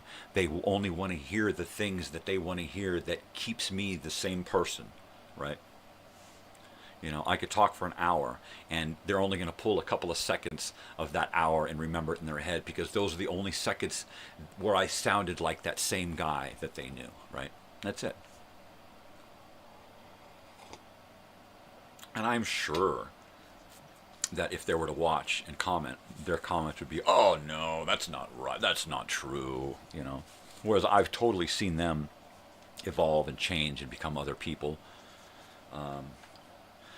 Not necessarily to my liking entirely, but I've accepted the fact that they're different and they're new and they're always changing and evolving. They don't do that with me. They don't give me that same respect. Nobody does, you know.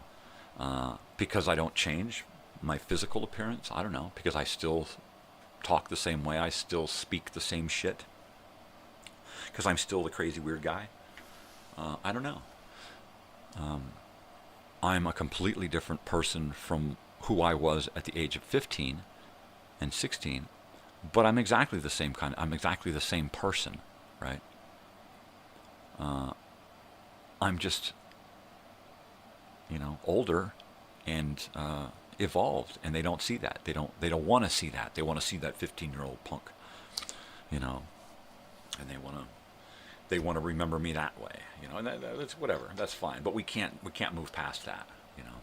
If you want to be now and do some retrospective conversation stuff about the past, but you got to know that I'm here in the now, you know. I'm this guy here. I'm not that guy.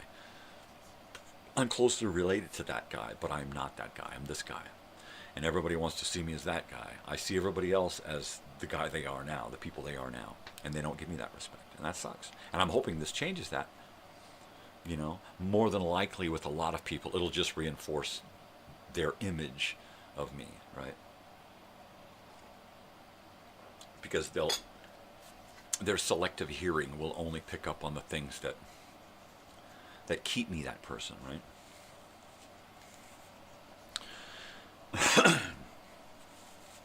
Whatever. Whatever. Oh my God, no way. Totally. Well, it's been an hour. It's June 20, 1982. No! No, it's June 20, 2024. 6 in the morning. I will be back this evening, of course. You got to check out the channel. There's a whole lot of stuff going on. Set the bell, because the bell is going to let you know every time something pops up, right? It's like, bing, ooh, something's going to premiere in 5 minutes, right? And then you got a couple of minutes to get some popcorn, sit down and go, oh, check it out. It's a movie. Ooh, it's a TV show.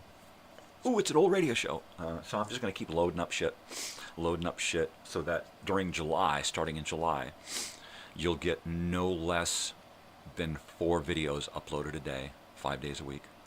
You get no less than 2 live shows until I go hiatus, and then it'll be 1 live show a day and more uploads. I'm sure there'll be a brief period where I won't be doing much, and I may do some recorded repeat shows, right?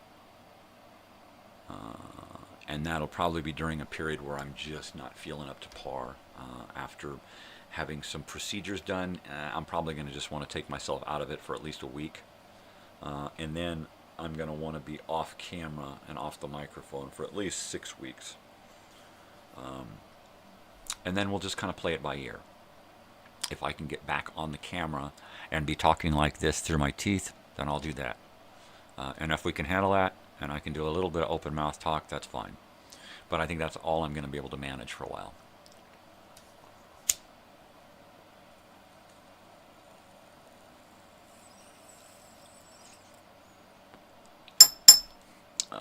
I got to get into protein drinks, a semi-liquid diet, really soft foods, a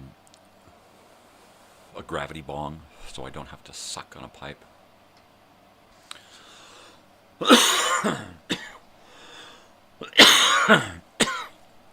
So, man,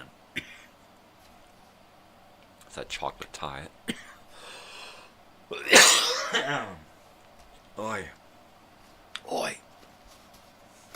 Now in the nighttime, I turn the mic off when I do this stuff. But you know what? This is my time. This is normal in the morning. Me doing some nose maintenance here. It's that coffee. I get a post-nasal drip anytime I drink and smoke.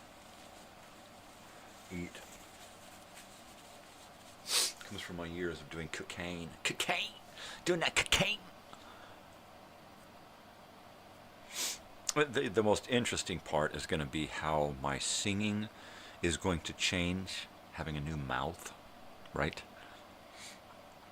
That's going to be the hardest part. That's going to be the biggest deal. The sound, the overall sound coming out of this hole right here is going to change. It's going to change dramatically at first, and then once I get my new mouth, it's going to be different. It's going to be different. I'm hoping that it's going to be better. I'm hoping that it's going to give me more confidence to go out and do things. I'm hoping it's not going to be a big, it's not going to stay a big bummer as far as communication and singing and using my mouth and eating. And I'm not too worried about eating. I'm not really in love with food anyway. But food is a big deal right now. My wife, I keep saying, okay, look, I need to double up on my protein. I need to do like a cheeseburger a day diet. I just need to get protein in me. I need to just keep scarfing down protein. My daughter's like, well, let's get into some protein drinks. I'm like, you're a smart kid. Yes, let's do that. So what I really want is some Tiger's milk, right? Weider's Weight Gainer. I need some old school. I really used to love Tiger's milk. Scoop of that in some milk, and oh, that was the bomb, right? I mean, talk about some good food. So if I could find some old school powdered Tiger's milk mix, that would be. How do you milk a tiger? Jeez, you got to get all beat up doing that shit.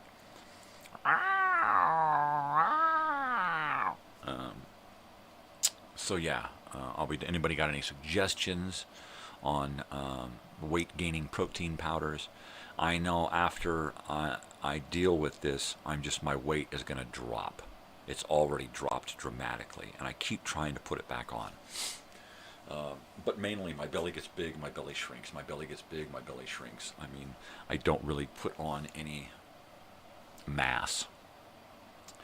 And I need to put on some weight. I need to put on some weight now, and then I need to find a way to keep the weight on until I can eat regularly again. And then I need to find a new diet. I need to find something that is pleasing to the palate as well as to the nutritional requirements, right? I'm thinking about going like Mediterranean, right? Kind of an Asian Mediterranean fusion type thing, right? So we get pastas and rices and noodles and couscous and what do you call it, hummus and that kind of stuff. You know, fresh fruits and vegetables and lean cuts of meat. And same thing over here, fresh fruits and vegetables, lean cuts of meat, and then just try to make, you know, the most pleasing palate pleasing food possible, because I'm burned out. My wife makes this awesome plate of tacos, right? And it's like, wow. Normally I would be scarfing these things down and be going in for seconds, right? And I'm looking at 3 tacos and I'm thinking, all right, this is bitching. I get halfway through one and I'm like, wow. And I gotta force the rest into me. And I don't even finish the 3 tacos anymore, right? It's like I barely get 2 tacos in and it's like I can't eat anymore. It just disgusts me. It doesn't taste the same. It doesn't have any good flavors anymore. Everything is blanded and it's just horrible. It's just, everything's horrible now. And there are a few foods that retain that taste that's still appealing, right? Like a really good cheeseburger with bacon. That still tastes like a cheeseburger. Now, like Burger King, if I were to get like a Burger King big fat cheeseburger, Bacon King, all right, get a Bacon King.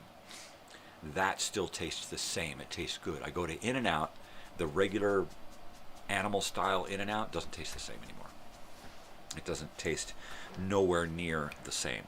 So therefore I get the plain cheese, meat, onions, grilled onions, and spread, and that's it on an untoasted bun.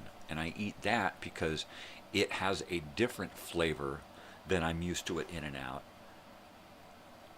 But I'm not trying to convince myself that it's the same as eating an animal style, right? Because it's not. But then again, the animal style doesn't taste the same anymore either. Nothing tastes the same anymore. So I have to go after foods that still have the nearest taste possible to the past, right? And usually it's fast food, I'm sorry to say. My wife's tamales, stay off my bed. My wife's tamales, they are the bomb. They are the best. I can pull one of those out of the freezer or the fridge at any time and eat it, and it still tastes the same, and it's still delicious, and it's good. Her enchiladas, yes.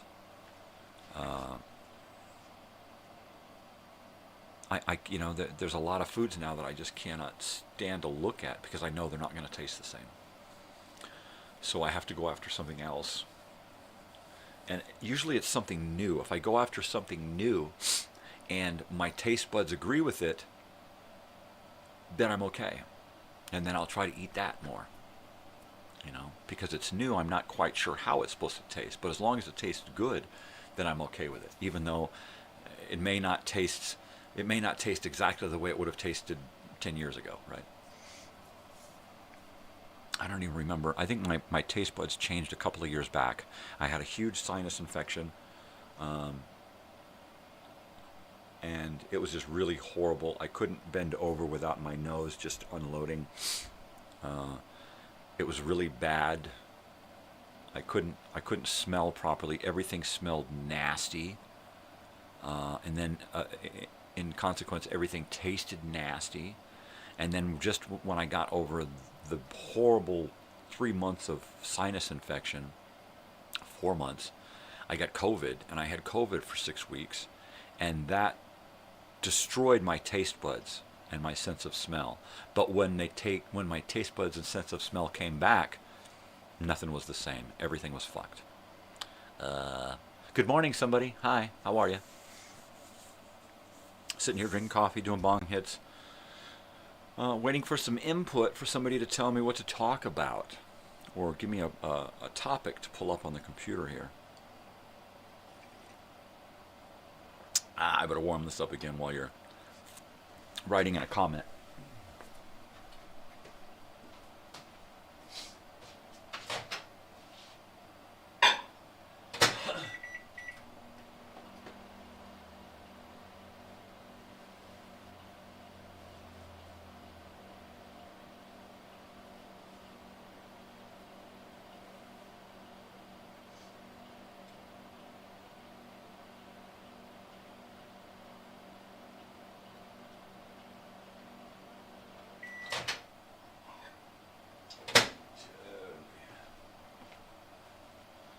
Yeah, a lot of the store-bought foods just don't taste the same. Store-bought breads and hamburger buns and that kind of stuff, they really taste horrible. You know, I can't make a homemade cheeseburger here because I can't get a bun that tastes right. Everything tastes processed and it tastes like it's been frozen. You know, and when you freeze breads and baked goods, the sugar inside them crystallizes and it changes the entire structure of the food, let alone the taste is just completely different, right? I guess for people like me who are sensitive to that kind of bullshit. But, jeez, man, taste buds. I'm over trying to enjoy food anymore. I really am, you know. When we go out to sushi, I love sushi, and that's one thing that hasn't changed, right? Any kind of food, any Asian food still tastes good. It still has that same flavor. Most of the fast foods that I used to enjoy still taste okay, you know, but most of the foods that we normally cook at home, a lot of the foods that we normally go out and get, I just cannot stand anymore. I just can't even stand the smell, the sight, the taste. It's like, how come this doesn't taste the same anymore, you know? And it's just, it pisses me off because my diet has just gone down and down and down and down, and now I eat once or twice a day, and if I'm lucky, I'll clear the plate. You know, the dogs are all looking at me like, where's mine, where's mine? It's like, sorry guys, I had to eat the whole thing this time, you know. It's the only thing I've eaten in 2 days. And I'm too scared to weigh myself anymore, you know. I just don't want to do it. I need something better. I need something bigger than that. But, yeah, you know, I want to blame it on my activities. You know, I'm up all the time. I'm always on the computer. I don't have time to eat, man. It's not that. It's just, I guess I'm getting older. Hey, good morning. You just woke up. What, are you off today? No way. I just woke up a little while ago, too. No, really. Yeah, about 2 hours ago. Jeez. I've really been up for over 2 hours. What a day. What a day, man. That's right. That's right. I was going to get a real bong hit here. So, what are you doing today if you're just waking up? Gonna go hang out with some peoples?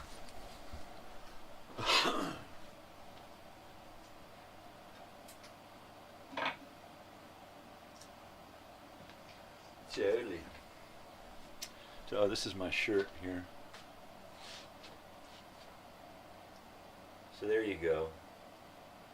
On someplace on there it says Pioneer Town, California. Pioneer Town, California. That's right, babies. Right up the road. Pappy and Harriet's, baby. All right. Straighten up here. No wedgie, no wedgie. Let's see what you're off for 4 days this week. Nice. Clean your room? Geez. You and my daughter both. That place is like a girl's locker room. But then again, you know, it's a small room, so she's got to make do. She's lucky, though. We used to live in a travel trailer, and she had a cubby. She had a cubicle. That was it. You know? A bed, some storage under the bed, and a shelf as a desk over the bed. I mean, that was it. That was it. And she did that for almost till junior high. And then we finally got this place. It was like, okay, now she can have a room, you know, and be a normal kid.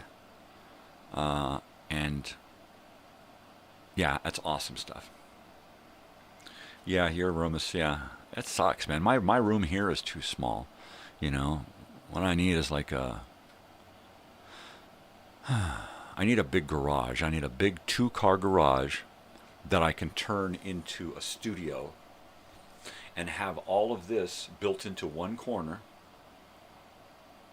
and have places for cameras, and then have another corner of the garage with a green screen and props and a whole props department, and then just the works, you know.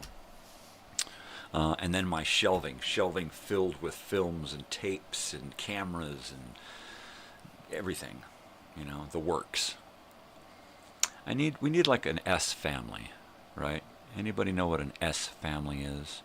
S for Superman, right? Well, it's S for support. A support family is a concept created by Robert Heinlein, Robert Anson Heinlein, a science fiction author from the 1940s, 50s, 60s, 70s. A fantastic writer of many, many great science fiction works, most notably Stranger in a Strange Land, Friday, The Cat Who Walks Through Walls. He's written a lot of the old-time radio shows for X-1, Universe, Requiem, The Roads Must Roll. He's just fantastic writer. And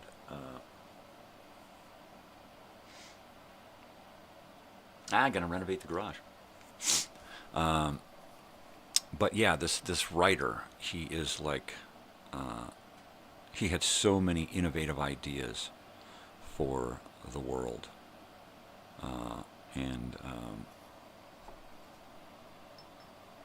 Yeah, I mean, just, of course, in a minute I'll remember where I was going with this. I go over to read comments and lose my mental place. I love incense, man. But yeah, Robert Heinlein, he wrote a lot of stuff, wrote a lot of innovative ideas, you know, about the world.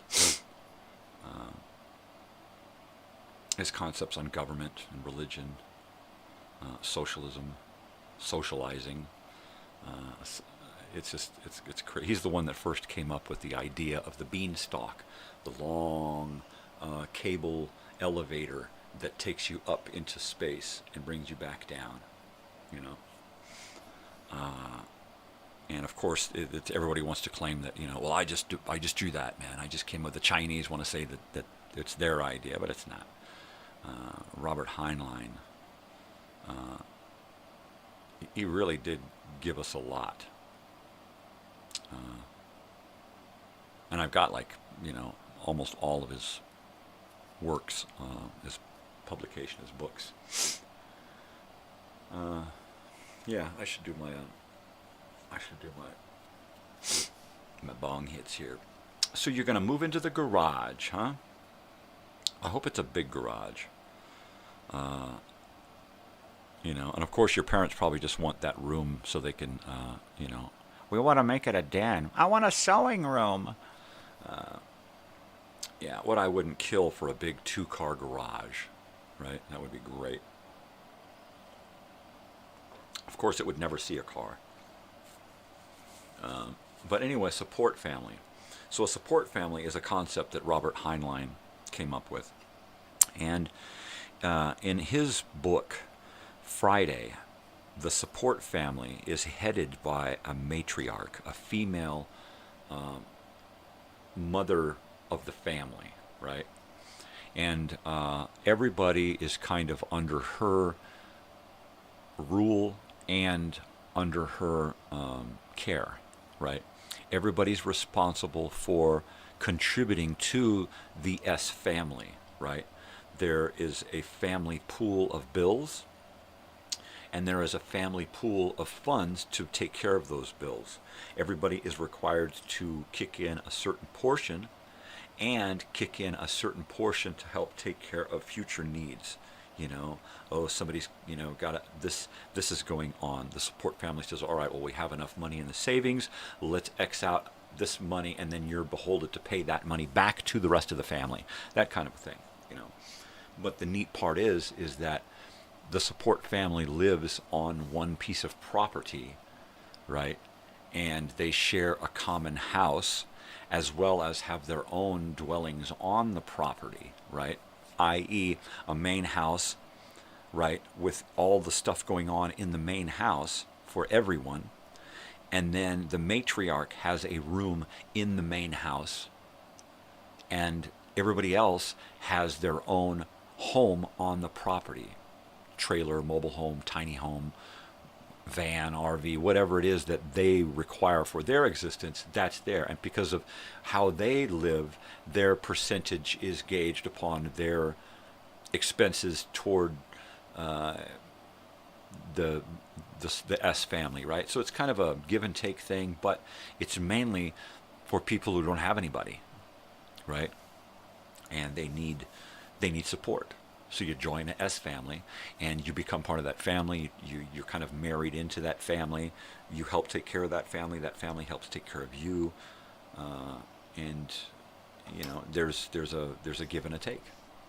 You know, but most importantly, you know, you share in everything. So it's not one person footing the bill for everything, but everything is put into a pot, and then everybody has a portion that they kick in to take care of everything. So everybody's portion is now reduced greatly, right?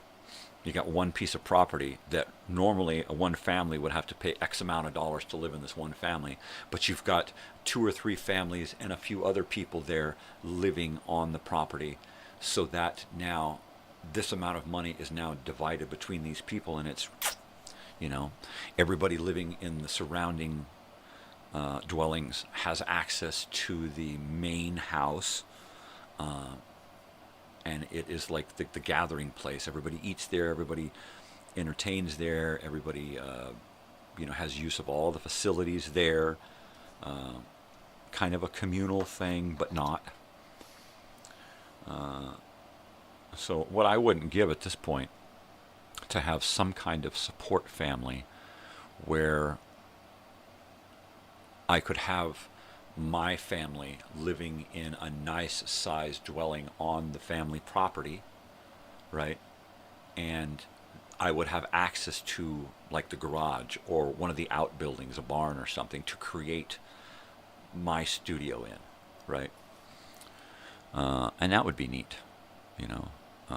When back in the early 2000s, when I talked to my father into getting this piece of property in Anza, that was my intention, was to create a place and a household where everybody who were family and family friends would be able to come and share, right? It's like, okay, well, there's a piece of property down at the end there. If you want to clear that, we'll run some water and electricity down, and you can park a mobile home or a trailer or your van or whatever down there. And that's the way it was headed until everybody got fucking greedy, and you know, well, this is my house, and I'm paying the bills, and you ain't, you know, and it's like, oh, well, fuck it then, you know, if that's the way you're gonna be, you know. I thought we was family, but I guess that's just a word.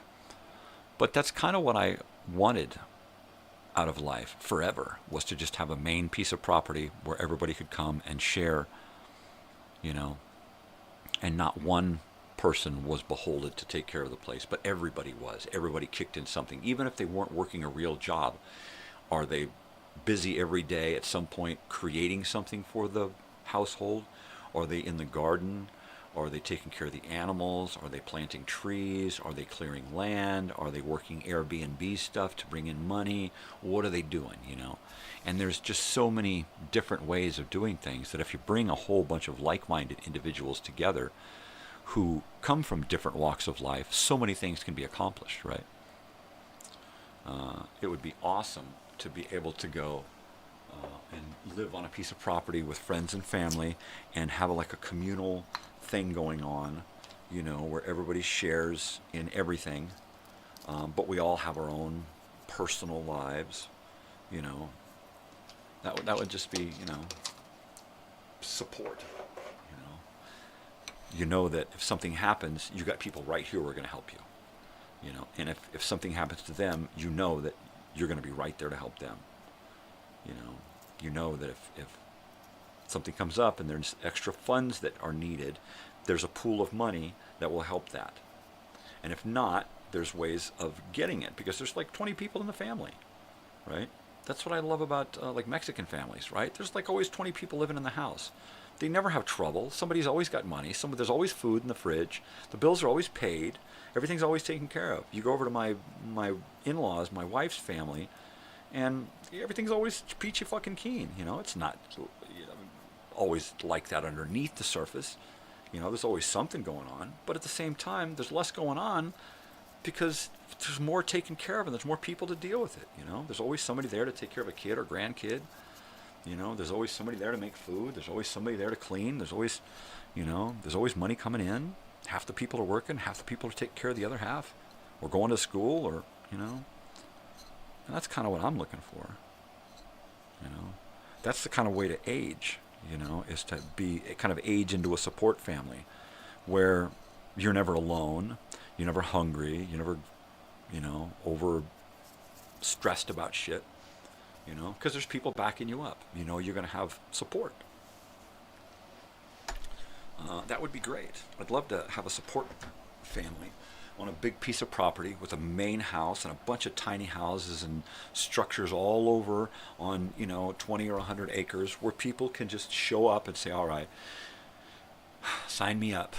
Here's what I can contribute, And I think in the support family, you had to pay a down payment. In Robert Anson Heinlein's support family in the book Friday, you had to make a down payment. You had to pay into this family. You had to show, fill out an application, show that you were worthy of being added into this family, and that you could hold your own and take care of yourself as well as others. And, that's a thing too, where everybody kicks in, and it goes into a pot, and there's a secretary, and the secretary takes care of the bills. And the secretary makes sure that stuff gets shunted over into other savings to take care of future needs. We got that wedding coming up in 6 months. Yeah, we got plenty of money put aside for that. The caterer's paid for, the band's paid for, that kind of shit. Everybody's been kicking into this pot, and when it's time for you to need that pot, it's yours.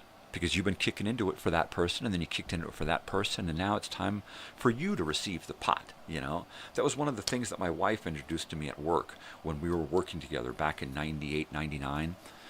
I walked in, and everybody was kicking in money for something. I'm like, well, what's going on? Was there a party or a cake or somebody's birthday or something? I'm like, well, where's my $5? And she's like, no. Check it out. Everybody signs up. You get 12 people to sign up, right?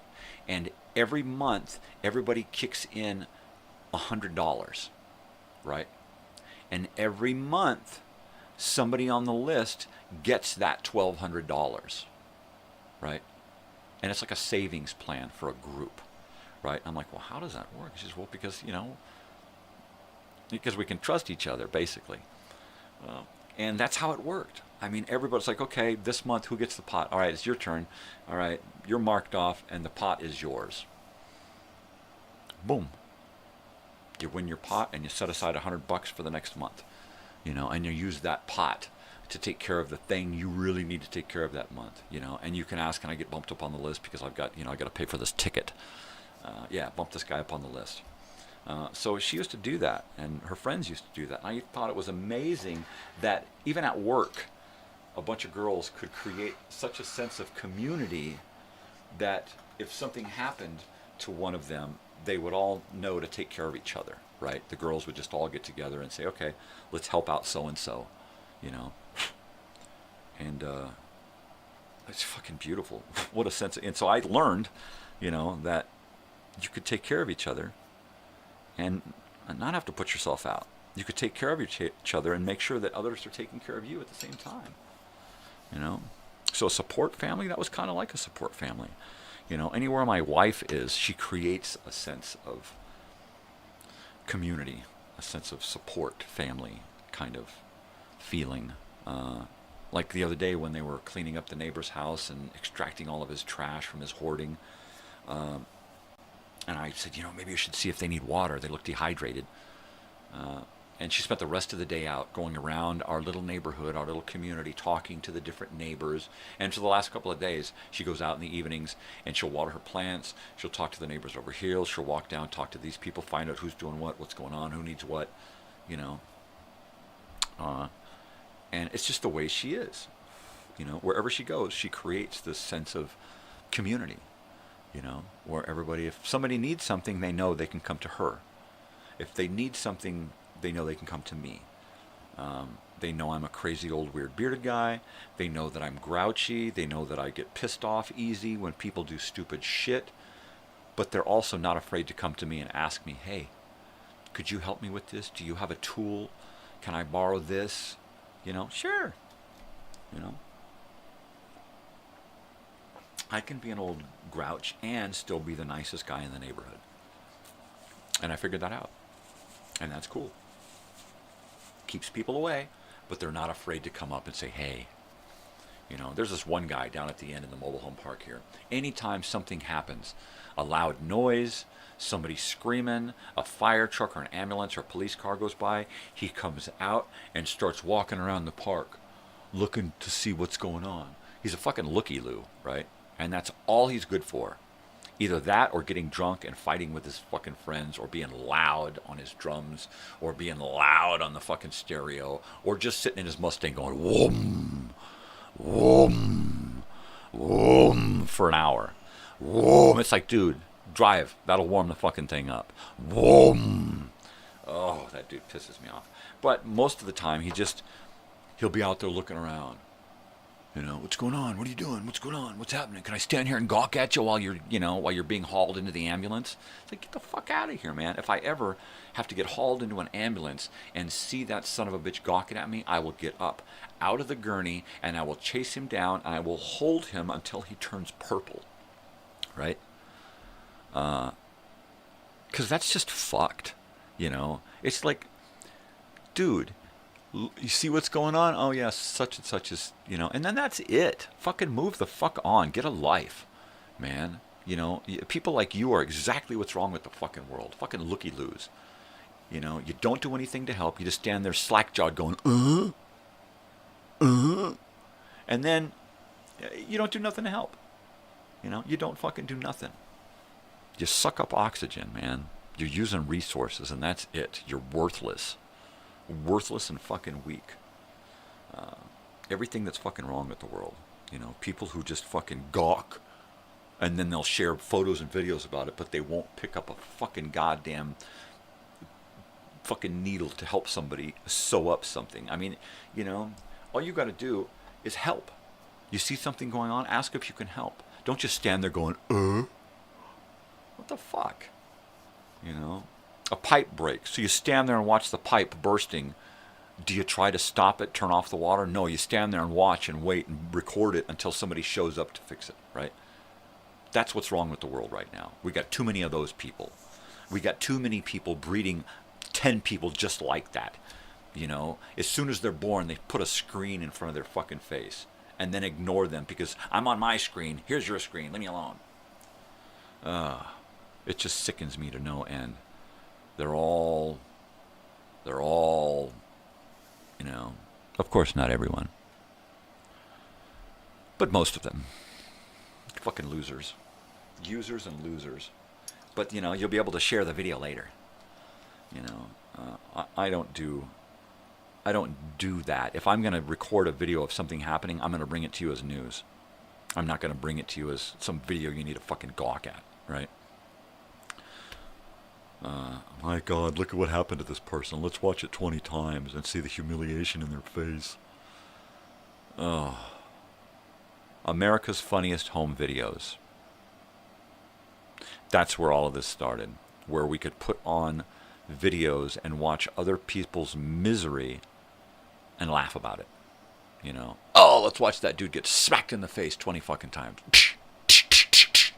You know, and then put it on a fucking, on a loop, you know, with sound effects and laughter, a laugh track, so that you have no choice but to want to laugh at it. Even though you don't, even though every time you watch it, it hurts inside. You can feel the pain, right? You can empathize with that asshole, that poor son of a bitch who has to get up when the camera's off and go to the dentist and have all of his teeth replaced, right? You know, or the person that is going to the chiropractor for the rest of their life because they tried to skate across this and landed on their back, right? You don't see that end of it. They don't show you the, so that, therefore, you see these things and you laugh about it, and then you see them in the real world and you laugh about it, and then they happen to you, and you gotta you gotta get up and pretend to laugh about it because that's what you're taught to do, right? Don't avoid it, right? Don't learn from it. Don't run up and say, "Oh man, are you okay?" Put on the camera and laugh first. And go, "Man, are you all right?" You know. My first response when a friend got injured was not to laugh, all right? My first response was, "Oh my God, are you okay?"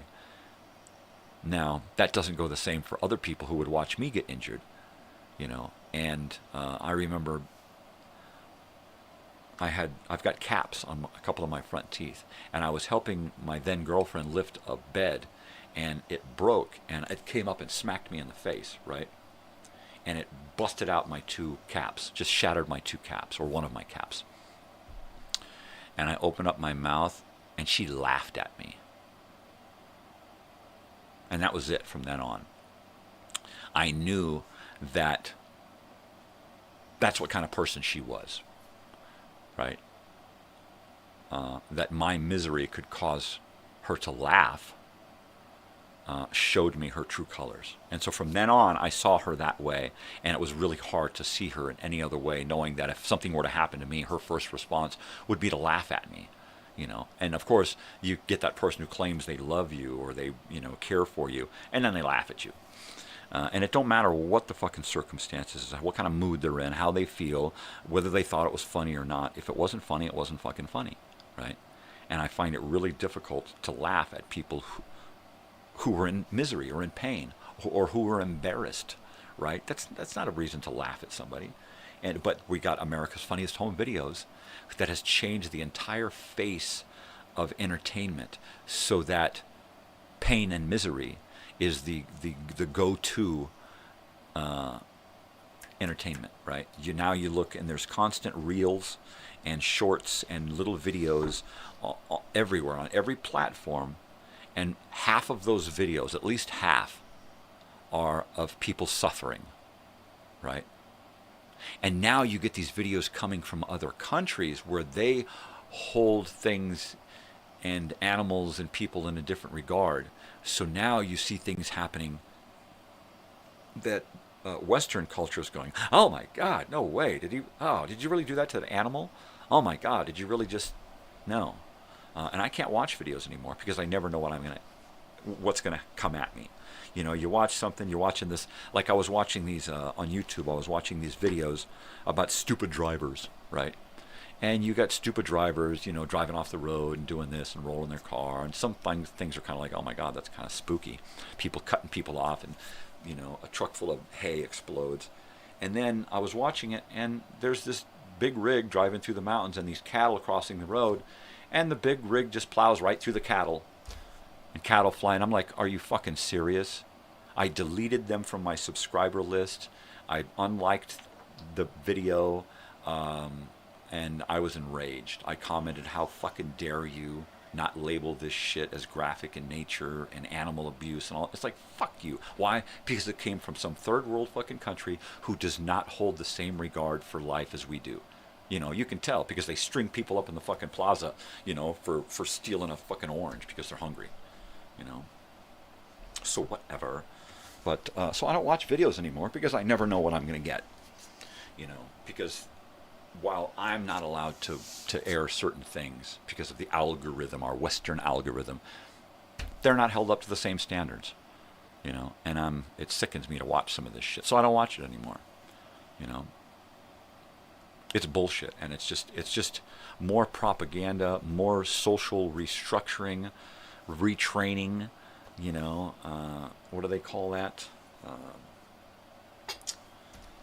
Re-education, right? Re-education. It is the re-education of the world where we're giving less and less respect to one another. We're giving a shit less. We don't care about each other anymore. We don't care about life as much as we used to, right? We don't put the same premium on people's health and safety as we used to. And it's funny. So share it, you know. Fucking pathetic world.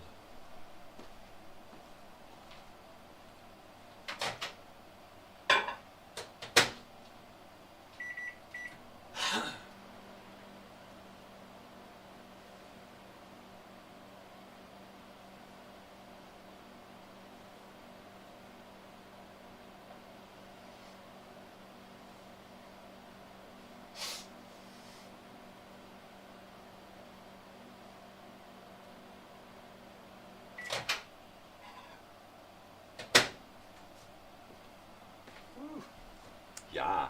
So, like, my brother joined me last night for the show, Nonsense and Nostalgia. And he hung out during the show, washing dishes, doing laundry, and piping my show through the house. And that was pretty cool to know that he was listening. And then, you know, like I said, over the last 24 hours, I got 5 new subscribers, which is pretty awesome. So thank you, people, if anyone's hanging out watching. Thank you for subscribing. Even if you're not a new subscriber, thank you for subscribing, for watching, for hanging out, for liking, disliking, whatever. You don't have to like it. If you want to dislike it, go ahead and dislike it. There are some videos that I actually created, and then it was like, you know what? I can't put this on my channel. This is nasty. This is exactly what I'm talking about. There was one about dreams. I thought, all right, it's a good one about dreams. And it turned out to be animal research into dreams, right? Sticking probes into cats' brains and taking readings while they're sleeping, and then cats having waking nightmares. And it's like, nope. You know, this is something I would have been forced to watch in school and would have been traumatized, you know, for weeks afterwards. And just watching a couple of seconds of it as it was saving, right? Because I try not to watch too much so that I can enjoy it anew with everybody else, right? Even if I've seen it before, you know, maybe not in 40 or 50 years, but I've seen it before, so I don't want to watch it and then kind of lose that excitement about watching it again. So I won't. I like the In Search of Martians. I didn't watch that until I aired it. But that one about dreams, I was like, no, that goes into the can't play this one. It's too graphic. That one goes into a new file. And maybe at some point I'll put together a DVD of stuff that I couldn't put on YouTube. Commercials and commercials that I made, videos that I made,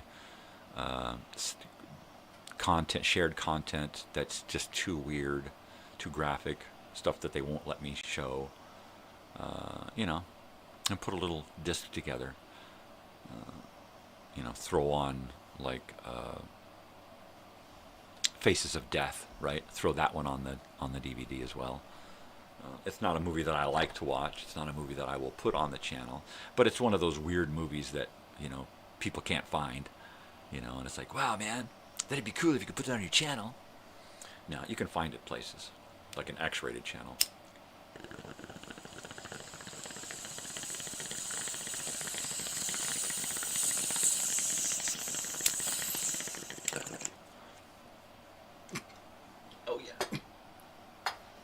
There's good stuff right there.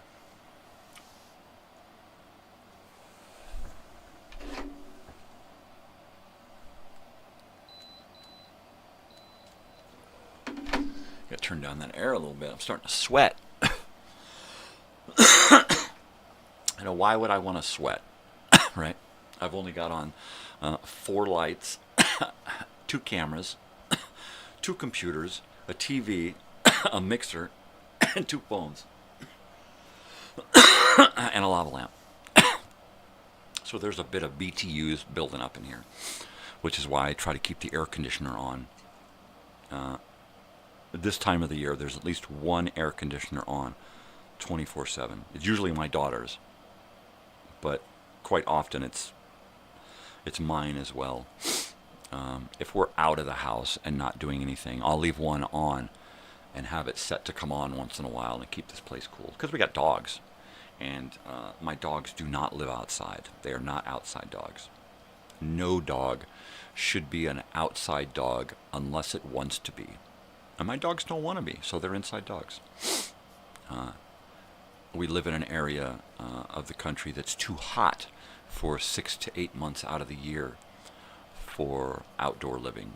I really feel for the homeless population out here. But if you're homeless and you're living out here, what are you fucking thinking? Move to the city. You know, that's where they're set up for homeless, is in the city. You know, you can have an underpass, you know, and a mission and a food line, you know. We got that stuff out here, but we got the heat. There's no place to survive out here. If I won the lottery, I would buy a piece of property right in the middle of town here, a commercial piece of property that would piss people off, and turn it into a public park. That would really piss people off because it would draw people to it, right? And I would create a public park with public bathrooms, public showers, public cooking, all the facilities that you would need to survive and stay cool or stay warm, right? A little community center with an air conditioner and a heater where you could go in during the summer and cool off. You could sign up and get yourself a little camp spot for the night and pitch a tent, kind of like a hostel, right? Only for homeless and for transient people.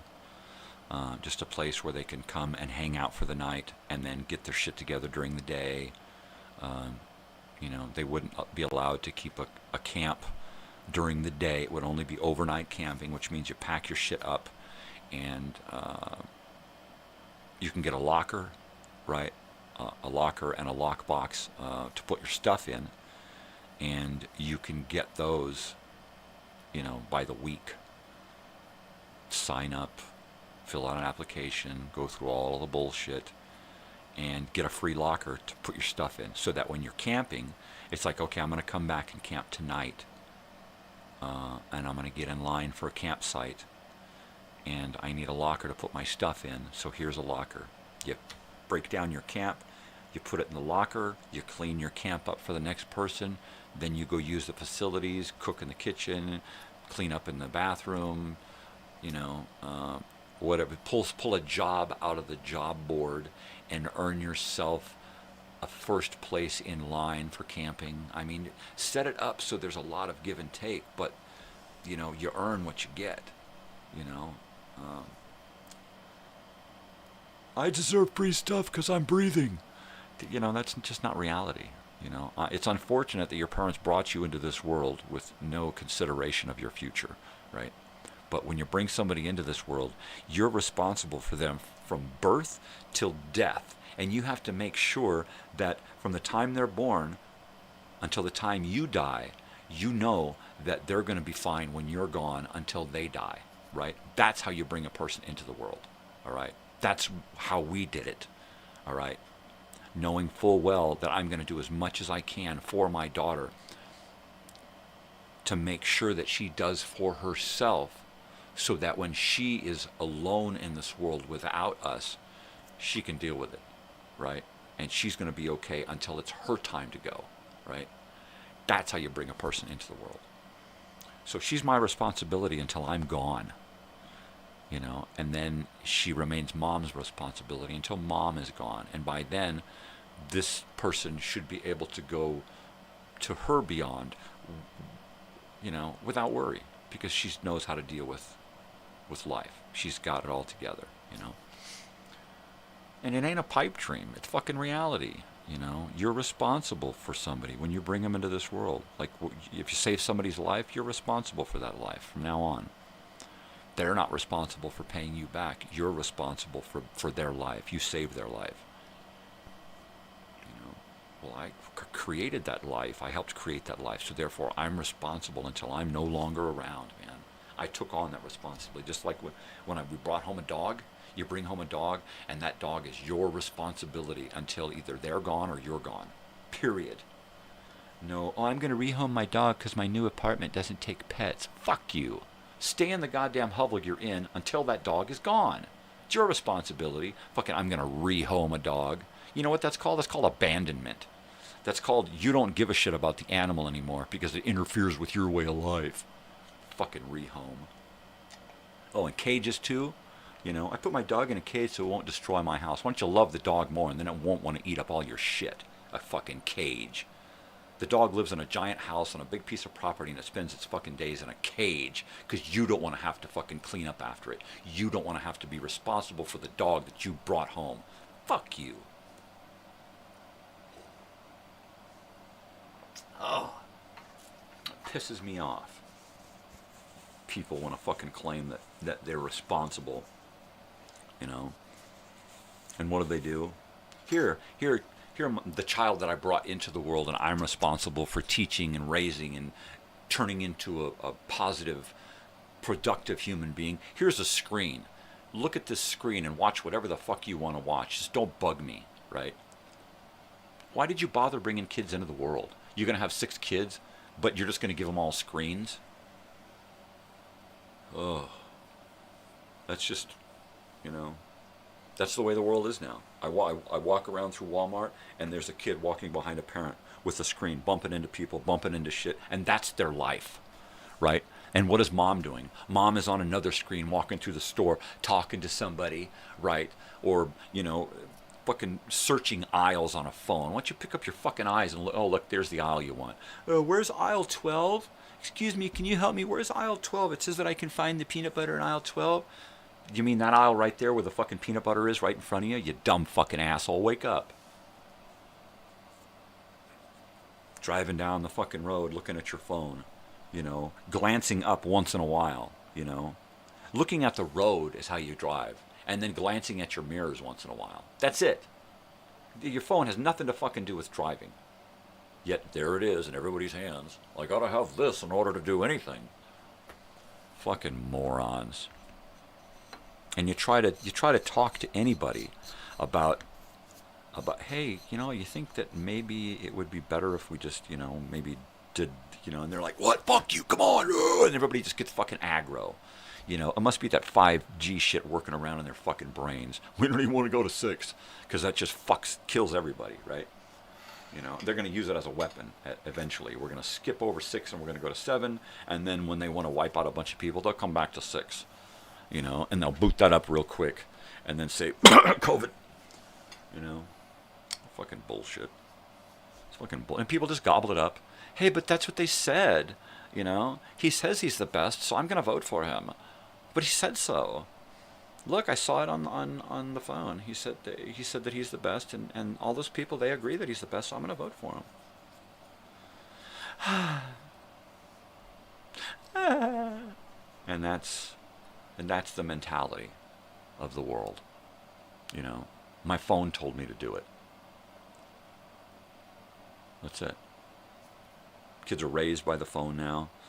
Adults communicate through they're sitting right fucking next to each other. Honey, check this out. Well, check this out. Well, check this out. You know, I mean, the person who was living here, I couldn't have a conversation after a while. After a few months, I could not have a conversation because everything went back to that fucking phone. Everything that he talked about came off of that phone, you know. And it was like, stop reading me shit. Stop reading me verbatim the bullshit off of your phone, because I ain't buying it. If you want to read through it and then give me a brief encapsulation of what you read so I can decide for myself if I want to give a shit, right? Do that. But don't start reading where I have to say, wait, stop, all right? I'm still drinking coffee. I haven't taken one bong hit, and you're reading bullshit? Really? How many fucking times do I got to tell you? You know, grow the fuck up. You know, put down the phone, use your brain, and do something for yourself. God, fucking morons. And then what I finally realized is that was the norm, right? That when that person came into my life, back into my life, they had moved into the present with gusto. And, you know, while they claimed that they didn't like that phone and they never wanted it and they never wanted to use it, they couldn't fucking get rid of it. It was stuck to their fucking hand and glued to their face, you know? And then after a while, it was like, you know what? I don't even want to fucking talk to you anymore, because all you do is spout the bullshit rhetoric, propaganda bullshit coming out of that fucking piece of shit device, you know? grow the fuck up. Take charge of your fucking life. Do something for yourself. You know?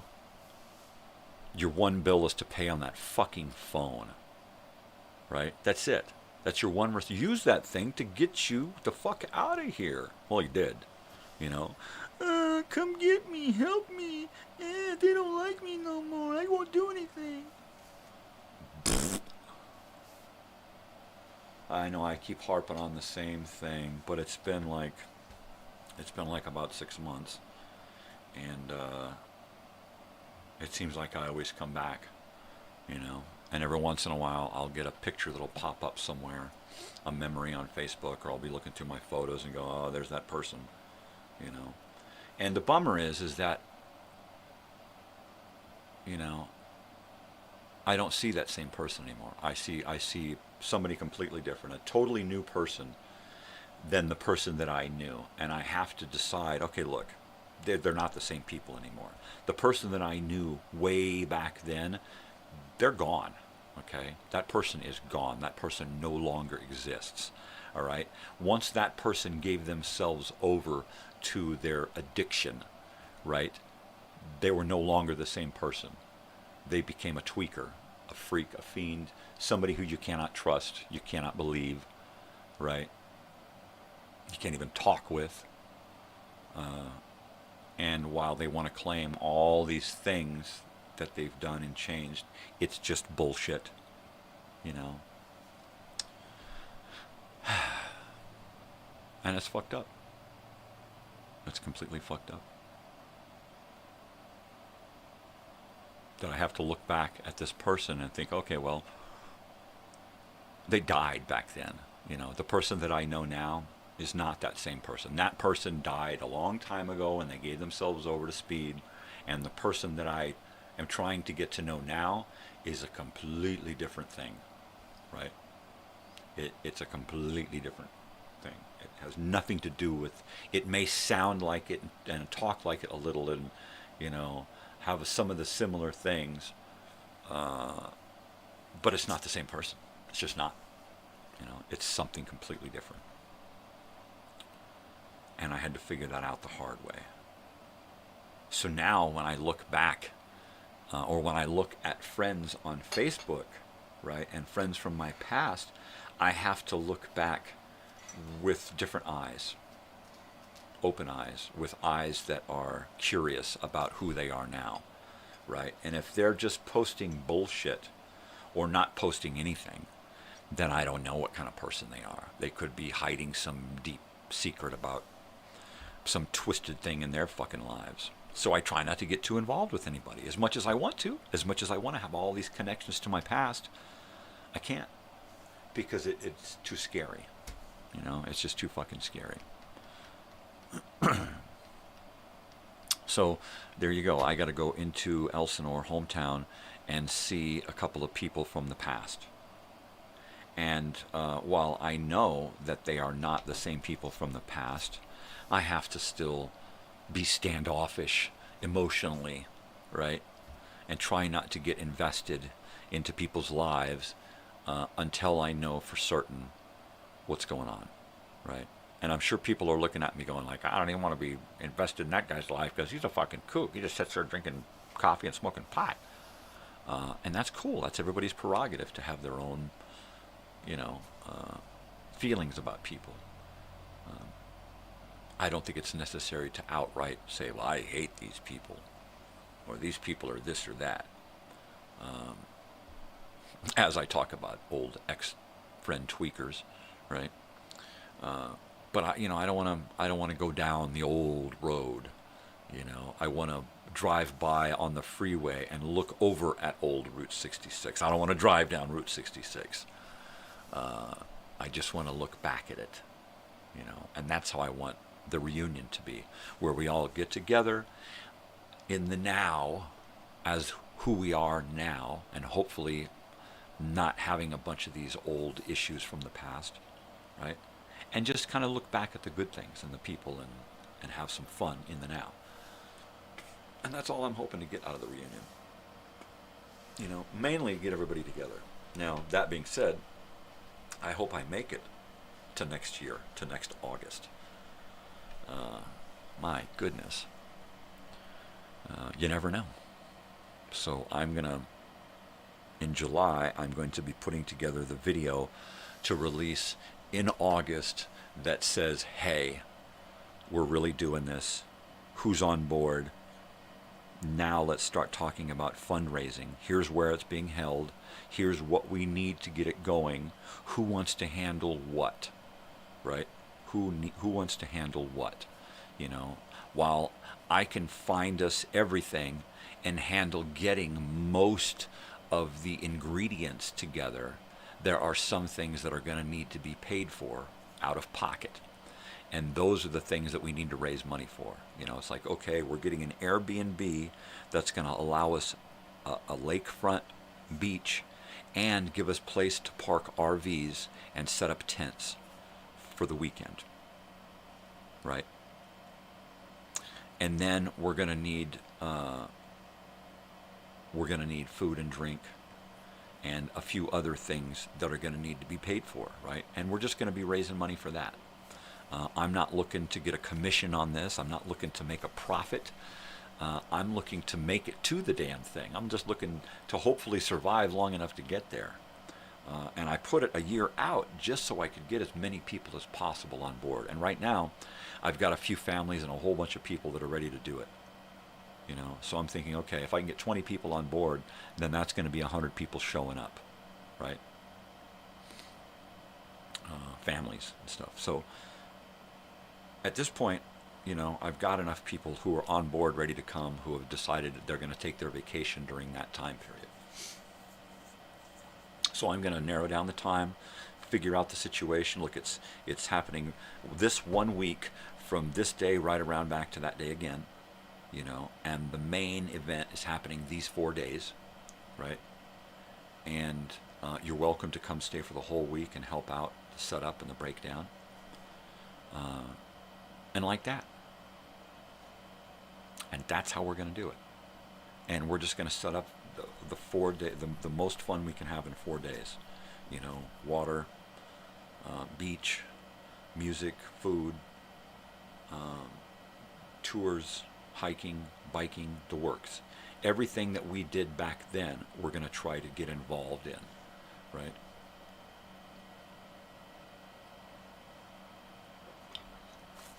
So that's going to be pretty cool. I can't wait to get further into that. And getting this channel here honed in with the programming so it's easier for me to set stuff up. All right, look, I'm going to do live stuff, but I also want to fill with shared content that means something to me from my past. So now that I've got it worked out on how this stuff goes in, how it gets premiered, what kind of stuff I'm going to be doing, I can set up entire month or two of premieres and then just be responsible for live stuff, which then frees me up to worry about getting this reunion together. You know, I could spend the bulk of my time after getting all of this stuff set up for YouTube going out and shooting more YouTube and more videos and editing and all of that stuff, but that's very time consuming. So I think for the next year I'm going to be doing a lot of in-studio work for YouTube and be working hard on getting that on getting that reunion together. He said hard on. So that's going to be my thing, and trying to survive changes to my body and my health, right? So that's going to be my thing, my shtick for a while, is just going to be YouTube and the reunion and trying to survive. That's it. That's it. If I had an S family, I'd have a couple of extra people around with nothing to do that would be able to help me work on some of these things. You know, if I were triplets married to the same woman, I would have the perfect life, right? There would always be one of me available for something. You know, I'm tired of doing this. You do it for a while. Okay. I'm going to go out and do this for a while. Okay. you know, and just have me going in 3 different directions all the time. You know, like that Nicolas Cage movie where he cloned himself, and then the clone wanted a clone that wanted a clone. I think it was Nicolas Cage, and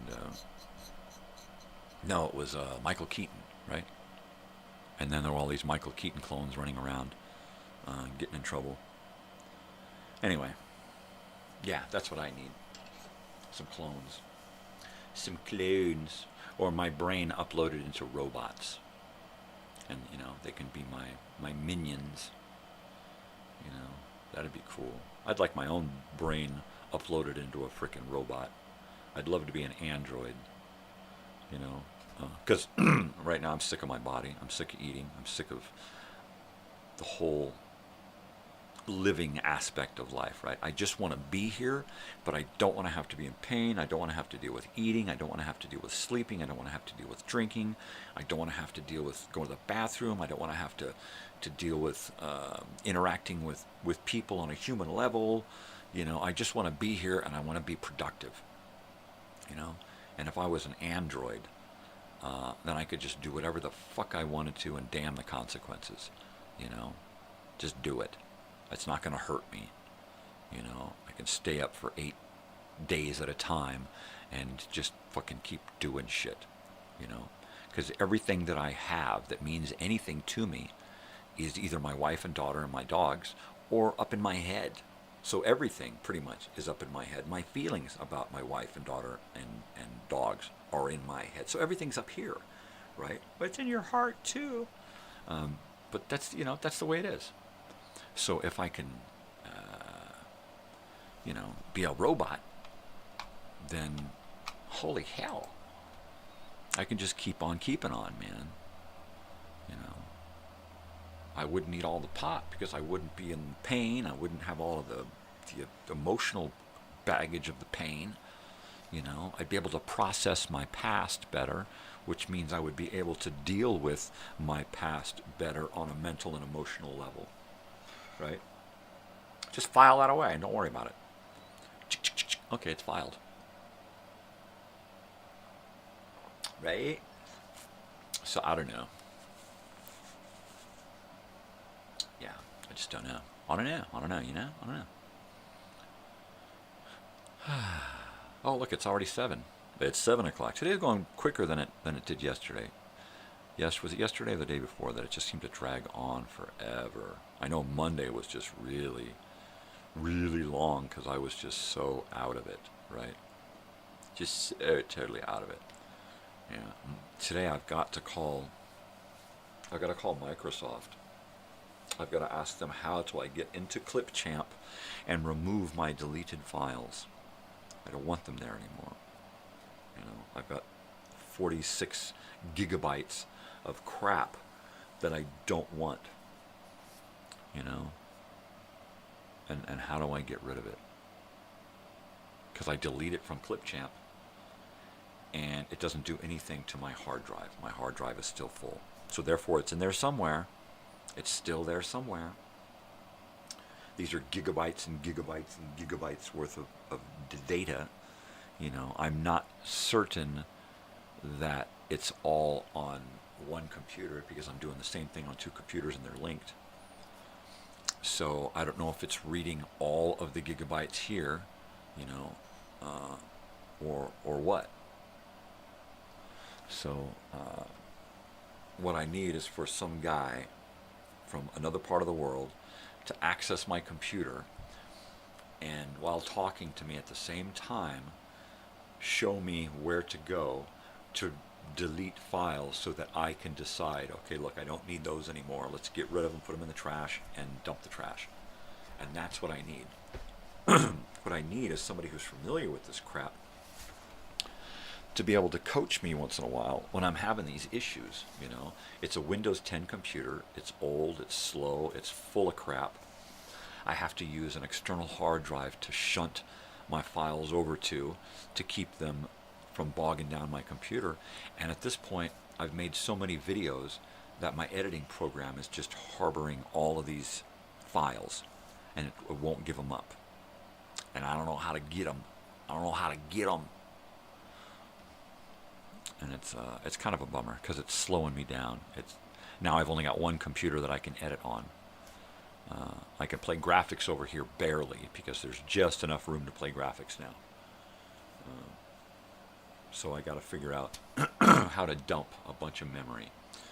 And even if I'm not dumping, all I have to do is move it over to my external hard drive or copy it and then delete it so that I've still got access to it at some point eventually. What I need is for a few of my programs to automatically save to my external hard drive and never interfere with my computer hard drive. Right? And I don't know how to do that. I don't even know if it's possible.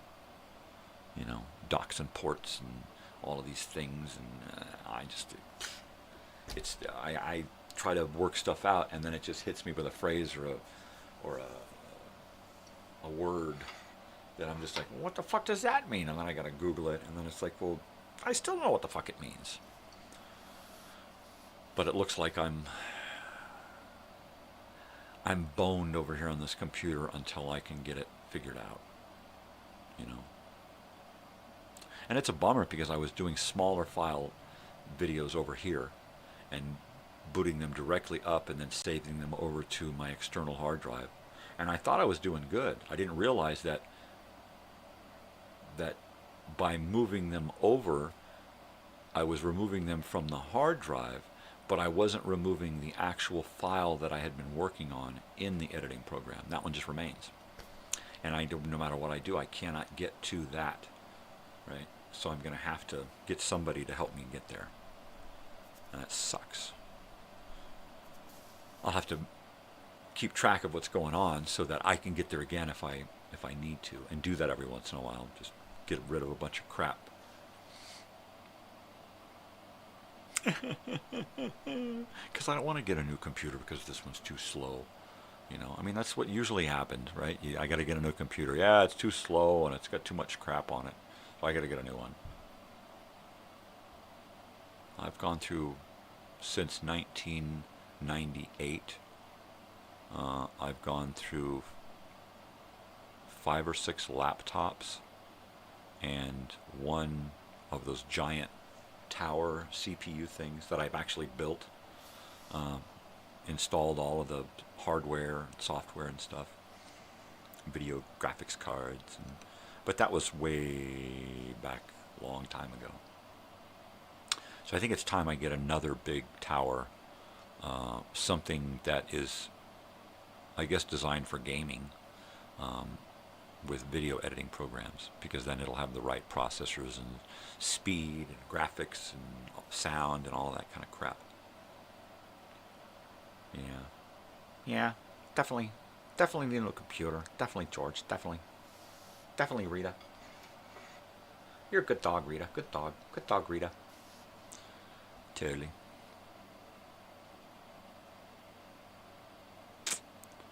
But I don't, I knew little about computers back then when I built that thing, and I know nothing now.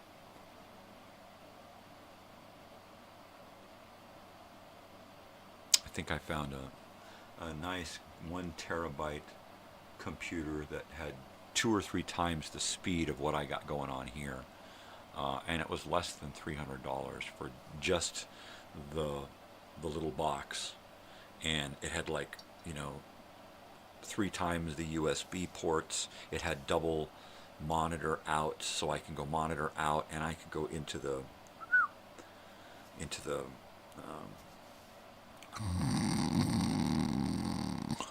audio video mixer as well. So it's a graphics computer, and I can put it up on a big monitor when I'm editing.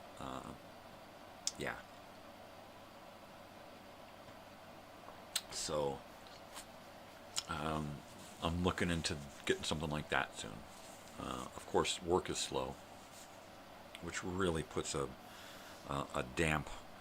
real big damper on my channel here, because like I've said before, it's a non-profit channel. I don't make money off of this shit. All I do is spend money, dig myself into a hole, and I've dug myself into a hole already, and I'm just kind of at this point waiting for work to pick up so that I can deal with my responsibilities toward my channel at this point before I take on any more responsibilities. So I might look into the future and see what kind of holiday is coming up, see what I'm doing on that weekend, and see if maybe I want to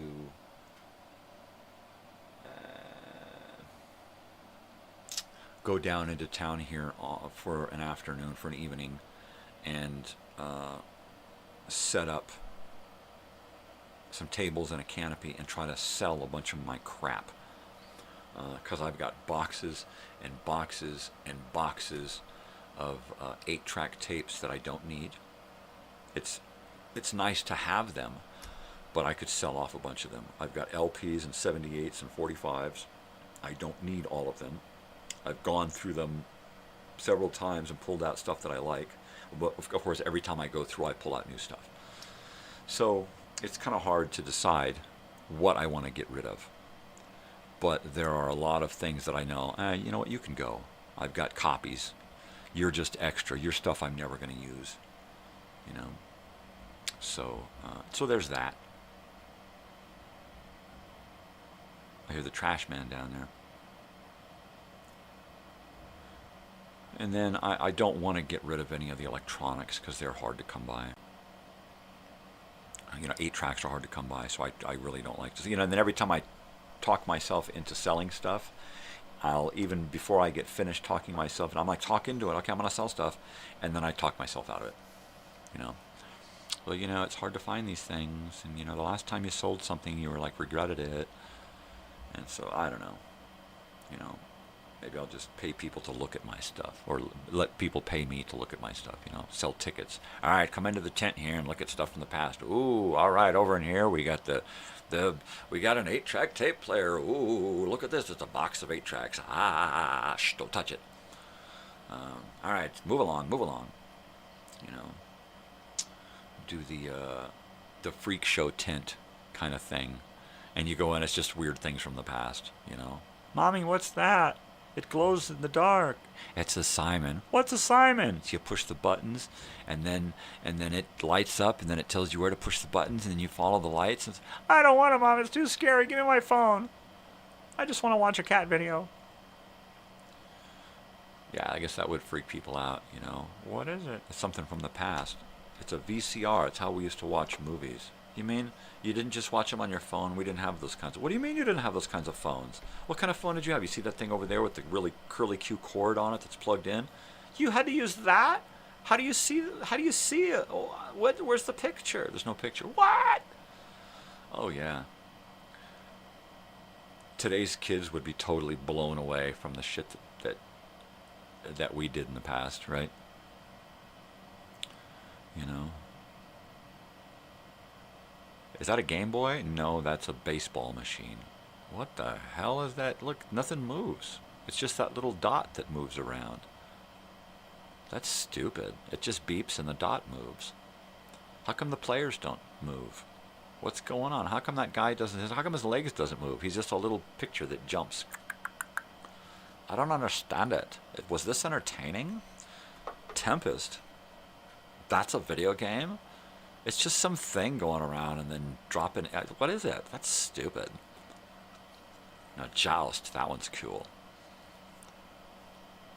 Yeah. Some kind of freak show tent, right? Only $1, one thin dollar bill. Get you inside the tent. See what we're showing. You go in and there's an old 16mm movie playing, right? And you can sit down and watch the movie.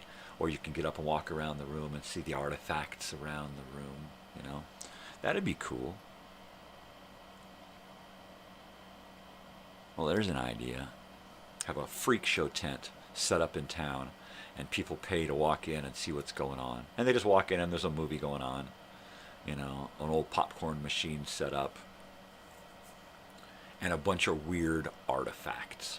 You know, what's that? Well, that's a 78 record. What's that? That's a 45 record. What's that? Well, that's an EP that's in between this and that. Well, gosh, gee. Golly gosh.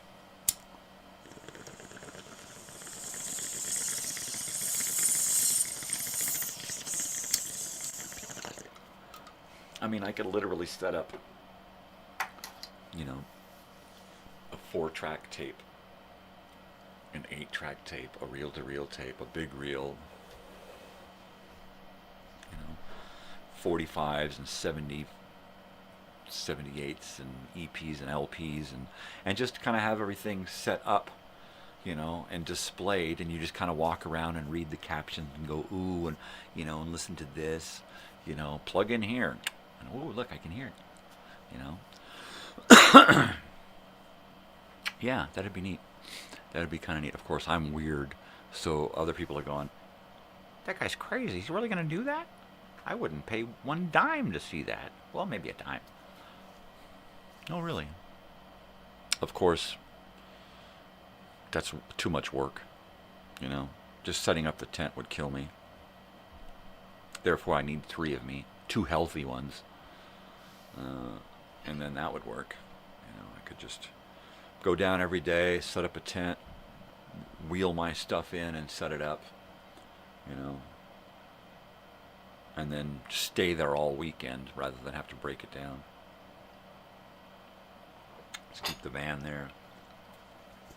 Keep the van opened up into the big tent, or park the van in the tent. That might be have one of those like big wedding type tents, for like 20 people or something. Not too big, like a 16 by 16 or 20 by 20, something big enough that I could actually park the van in, open up the van, and then have stuff set up around the van, and then maybe have a little place where chairs and a movie screen. See, I just love to sit and imagine, man. If anybody wants to do this, do it, man. I want to come check it out. That's totally cool. Where were we? Yeah. So I could go to the swap meet and do this, but people would expect swap meet prices, which is where I go to shop for all of this crap. Now, I would want to set it up right here in town where there's a million tourists running by with pockets full of money. And I know they got pockets full of money because they go out and they buy shit, and then they bring it back to the Airbnb, and then they leave it. Right? Because they are always buying shit that they don't need, so they're constantly forgetting. And they get home and it's like, didn't I buy a shirt and a hat? And I'm here at home thinking, yeah, thanks for the shirt and the hat. Appreciate it. And that happens all the time. They buy a 12-pack of beer and they drink 1 beer and they leave me the rest of the beer.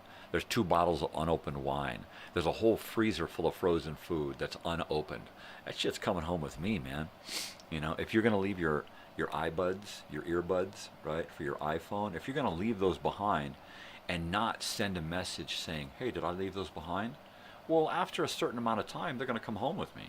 That's just the way it is, right? Finders keepers, losers weepers. If you ain't going to claim it, don't blame it. It becomes mine. And that happens with anything. If somebody doesn't claim it, I'm not going to say, hey, you're an idiot, you left your shit. I'm tired of doing that. I'm tired of mailing shit, too. If you want me to mail it to you, it better be important enough for you to pay me $25 extra to go to the goddamn post office and just stick it in a fucking package. Because it's going to cost $10 to mail it, and you're going to pay me $15 for the hour that I lose going down there to do this. And, some people will just say, forget it. I don't need the pants that bad. Sometimes it's something important, a phone. I've had people leave phones before, and I've had to turn it off and stick it into an envelope and say, no, there's not a battery in there, and mail it to people, and that's, and those people are willing to pay me the extra $15 plus the shipping.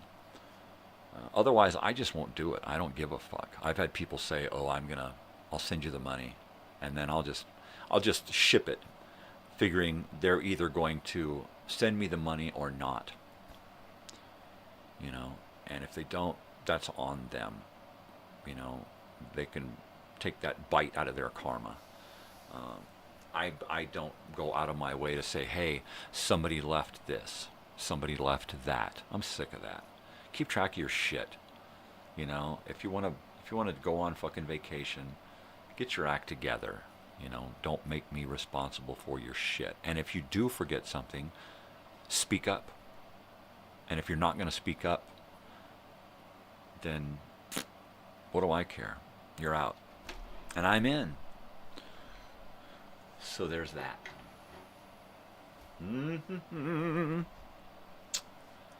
So I don't know what to do today. I get in these moods where I just want to create, and I think I'm going to just keep creating on one computer over here, and then try to get somebody to help me on this computer carve out some extra space on my memory. So I think that's what I'll do. I'll get something started over here, and then the bummer is that I have to do something new over here. I've got a bunch of material waiting on my external hard drive here on this computer to create videos, right? And if I take that hard drive and stick it over here for this computer so that I can create those videos here, then I lose the external hard drive here that I want to use to take that memory and push it over into this thing here. So, and I can't just bring up the files that I want to edit over here on this computer and then cloud them over to here, which is pretty still time consuming, but it works. Because I don't have the memory here to open them up so that I can cloud them over. Doesn't that suck? So, yeah, I'm just kind of stuck between a rock and a hard place. 120 hours, is that what that was? I was stuck between a rock and a hard place. So I'm just kind of frustrated with this whole computer thing again. Every time I think I get it worked out, it goes good for a few days a week, and then something else comes up that kind of slows me down. Has to, and once I get this figured out, it'll be another update will happen and throw everything into chaos again. And then, and I think what I need to do is get just more power.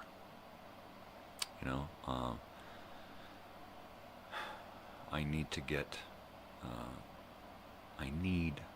what I want is more power. What I want is for this to work correctly.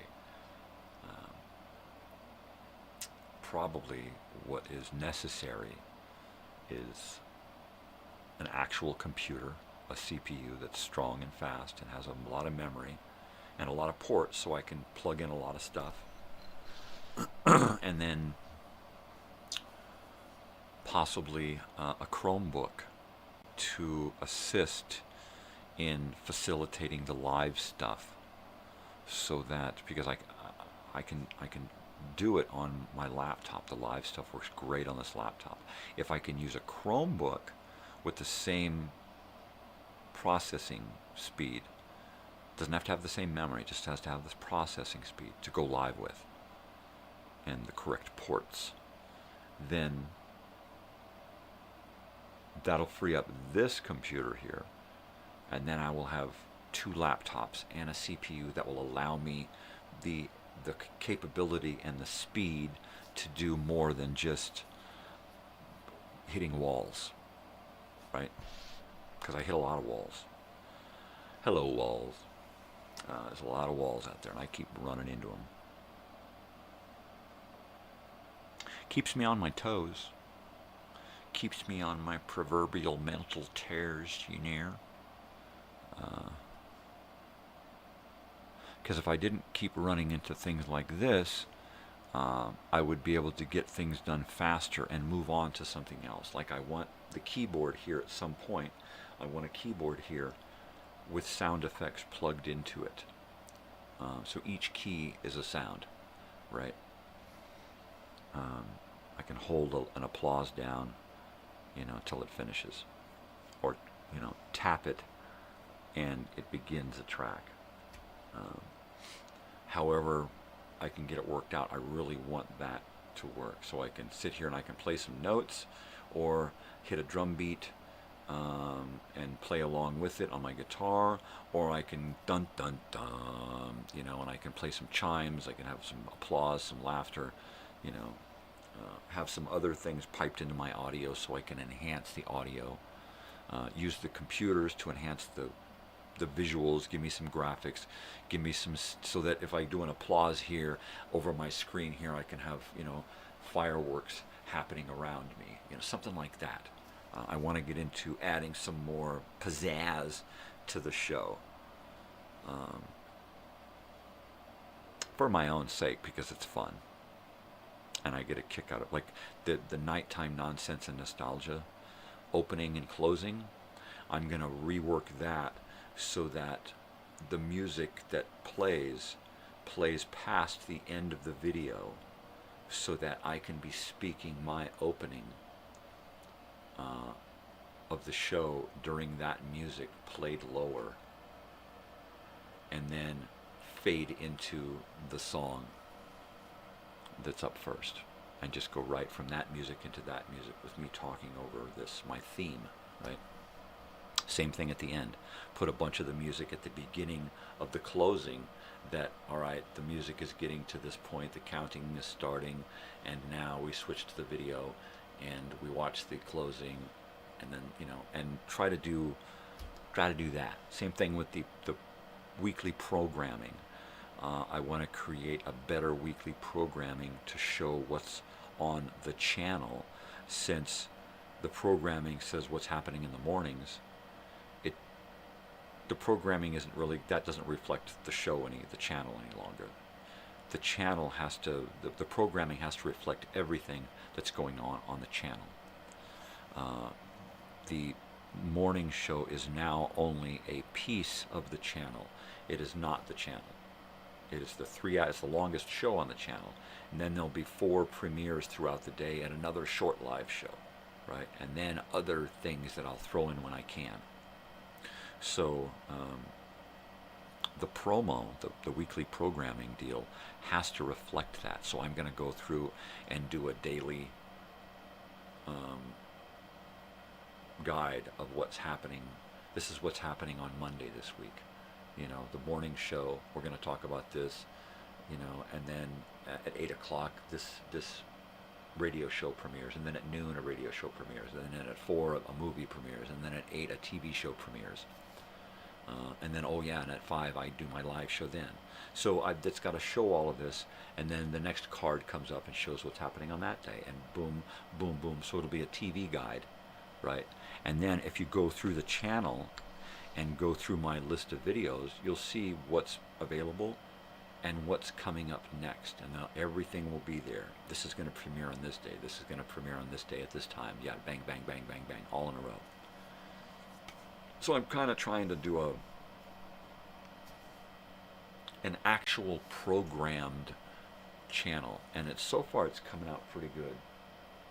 You know, I've got an idea of what I want July to look like, and I've already started. I've already uploaded 3, 4, 5, 6 of July's videos out of, you know, dozens that are going to be uploaded for that month, plus the live stuff, plus whatever else I throw in. I may go live from Hollywood at the end of this month. You know, you never know. But because I just want to keep the channel well, and I'm having fun trying to compare my channel to a network, right? Which is what I'm used to as a kid. I was used to networks, network programming, that kind of stuff. You know, this is what happens on Monday. This is what happens on Tuesday. Every day during the week, there's a show. You know, one show that happens nightly. You know, and yeah, eventually I'll probably introduce some more original programming and a whole lot more shared content. I'd like to have something premiering live every hour on the hour, something that takes up most of that hour, and then you get a break and it goes into the next hour. And I'm not doing commercials, so you can watch all of these videos without commercial interruption, right? New commercial breaks unless I put commercials in.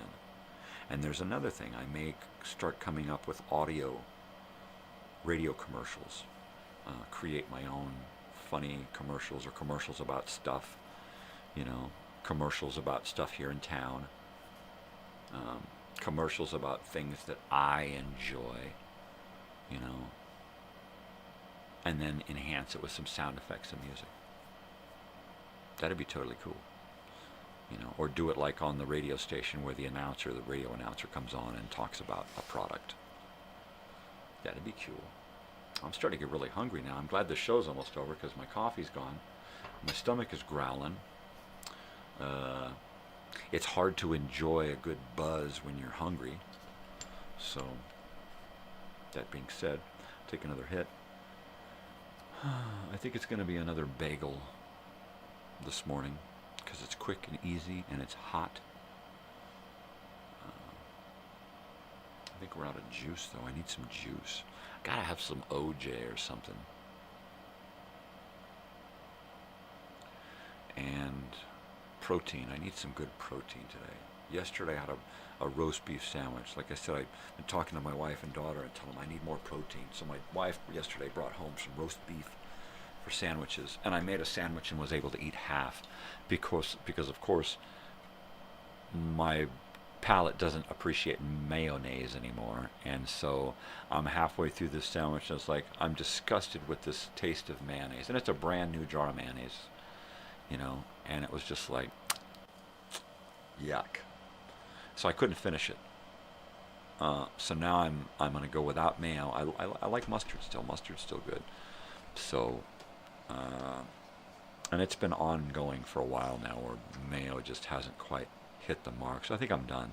Or I have to switch, try a different brand, try a different type of sandwich spread.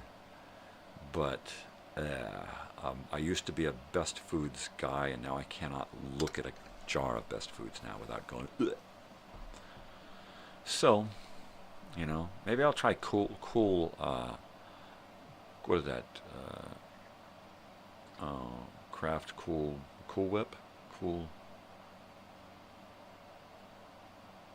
No, that's that cream stuff, right?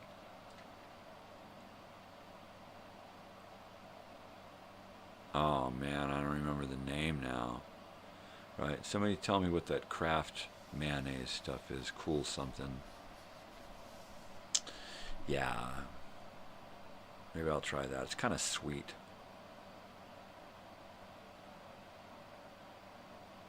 Is it Cool? Cool Whip? No, Cool. Ah, fuck. Stupid brain. It was in my head earlier. You know. Anybody? The Kraft mayonnaise, the Cool something?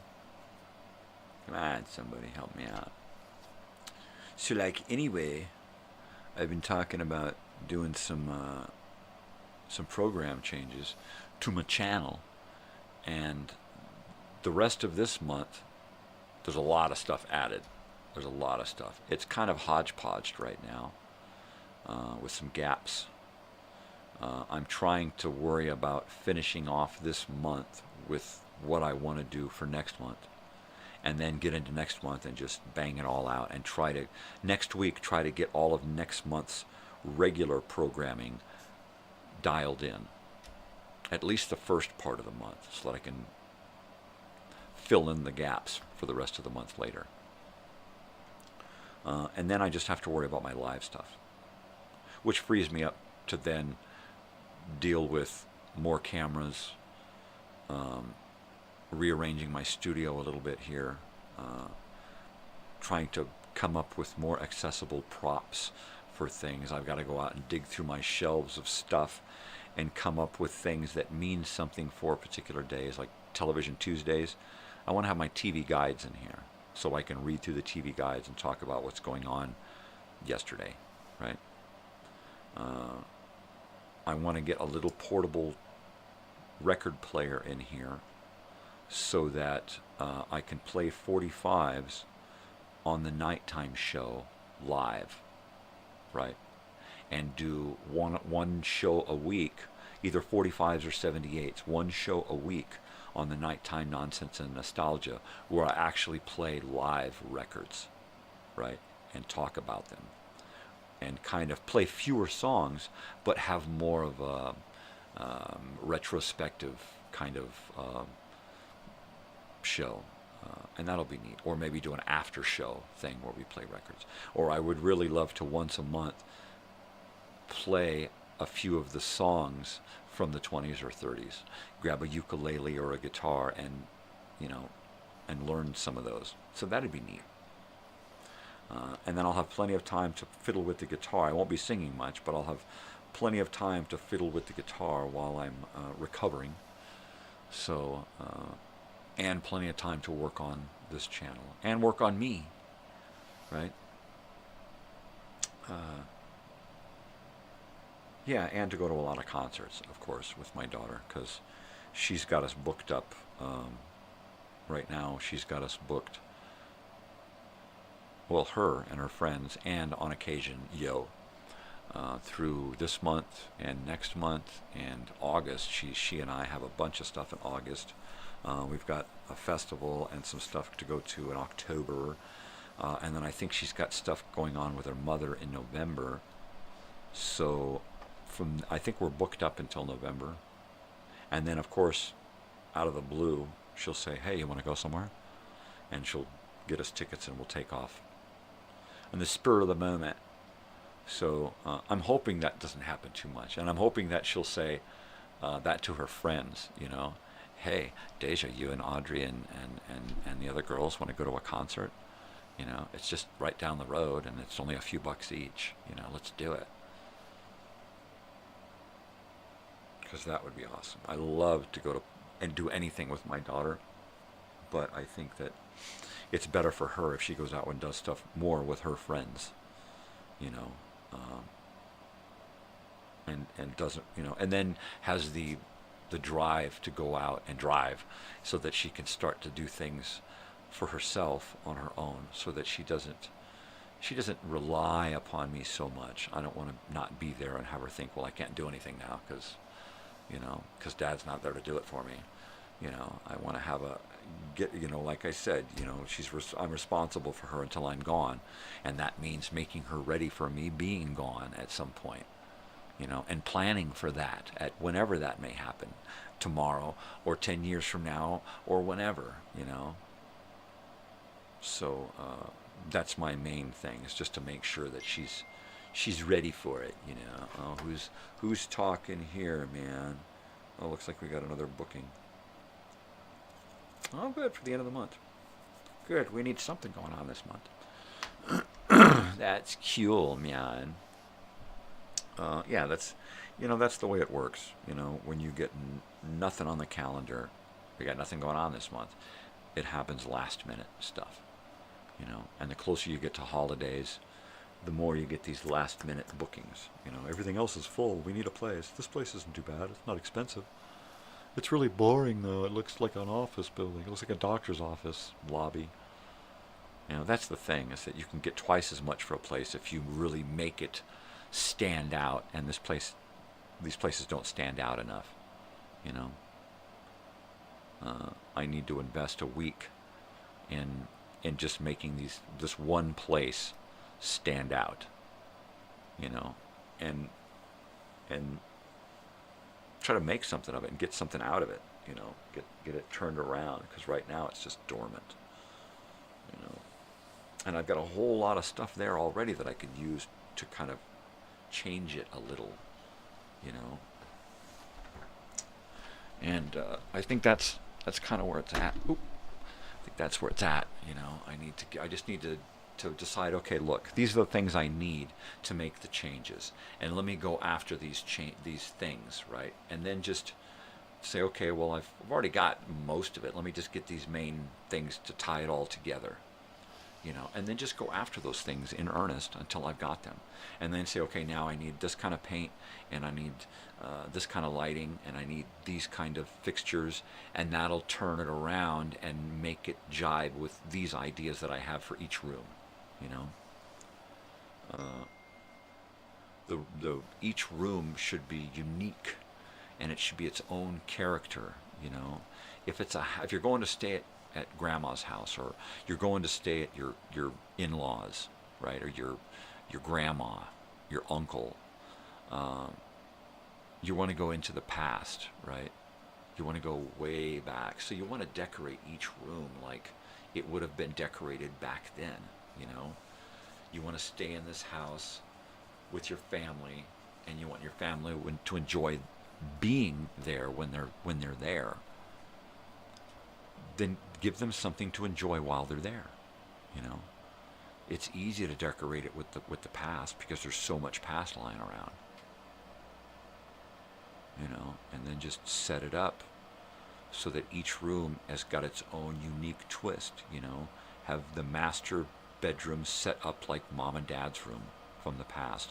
A big console with a you know, entertainment center with a big 32-inch color tube television in it and a VCR and a bunch of tapes, you know, and a big king-size bed that looks like a water bed, right? Got the big wooden frame around it and the big wood thing backboard with the shelves and all the knickknacks and shelves and chairs in the corner, maybe one of those swinging moon chair things, you know, and some rugs and tapestries and wall stuff, and decorate a room like you remember seeing it back in the 70s or 80s, right? Use movies and stuff. Old porn is a great place to check out old rooms, living rooms, bedrooms, and that kind of stuff, and the stuff that they have around, you know, in the room, or watching like old episodes of TV show dramas and stuff where they'll just rent somebody's house and use it for the day to shoot a scene, and they've got all of this original stuff in there, you know, and I'm just freeze framing, just look around the room. Oh yeah, that's awesome, and try to research, take a picture of it, and then research, where do I find this guy's shirt? Where do I find that tapestry? You know, that's how I found my brother's glow-in-the-dark blacklight Cobra poster. It's like, ooh, there's that poster. I wonder if I could find that. Hey Robert, you got a blacklight?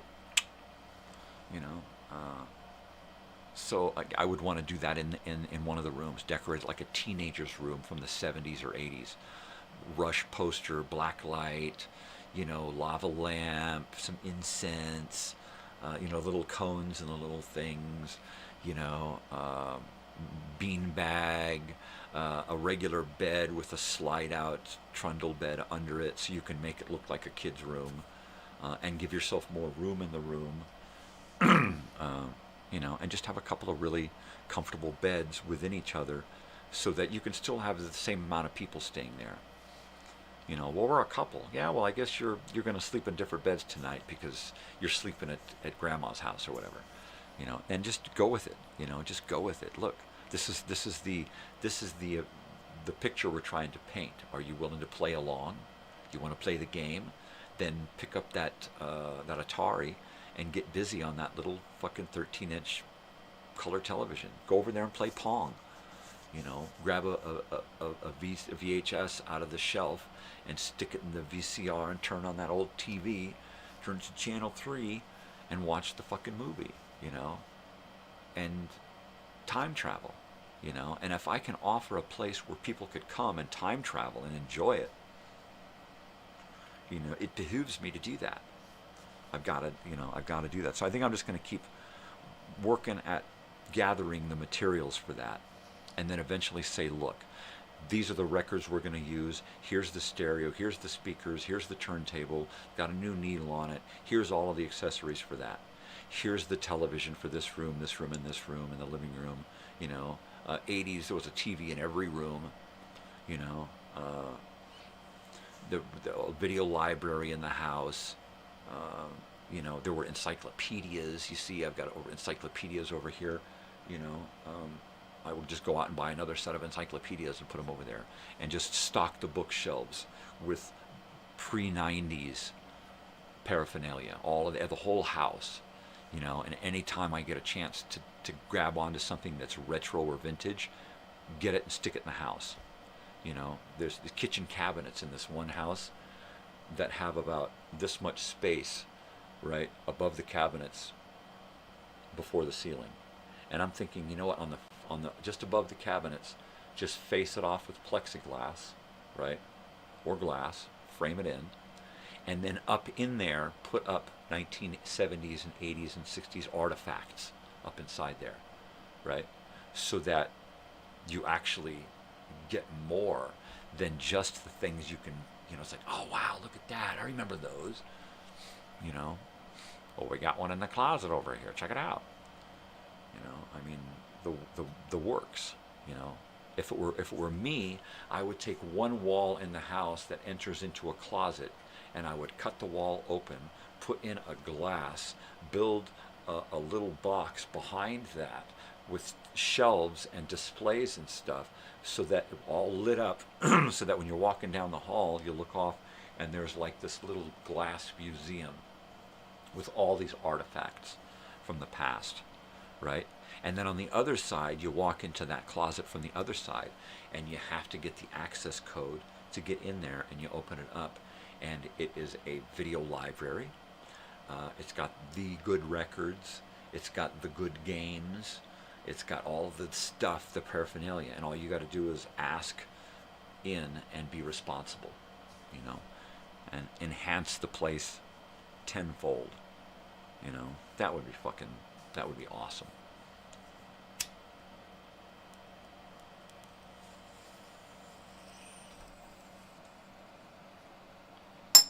And at this point, I already have so much paraphernalia to decorate a house. All I need are some key ingredients, a couple of nice tube TVs, I've already got VCRs. I've already got VHS tapes. I've already got 8 tracks, LPs, 78s, 45s, right? I just need an entertainment center to house it. I need some shelves. I need some books. That shit is easy to come up with. You just go through the swap meet every weekend with a couple of bucks and pick up a van full of shit and bring it back and sit it in the garage, and it's like, okay, we just need a couple more things and let's go.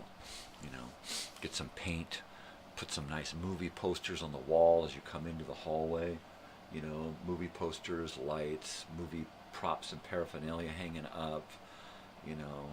Autographed headshots, and it takes you back. Go through a beaded curtain into the living room and see a tube TV with some VHS tapes, a beanbag, a rug in front of the TV where kids can sit and play games. Everything should be a reach back, so that every time you turn around, you're being pulled into the past. Because that's kind of the way the town is. It's kind of a throwback town. Everything's kind of old and hokey and cheesy, and I think having a house devoted to that.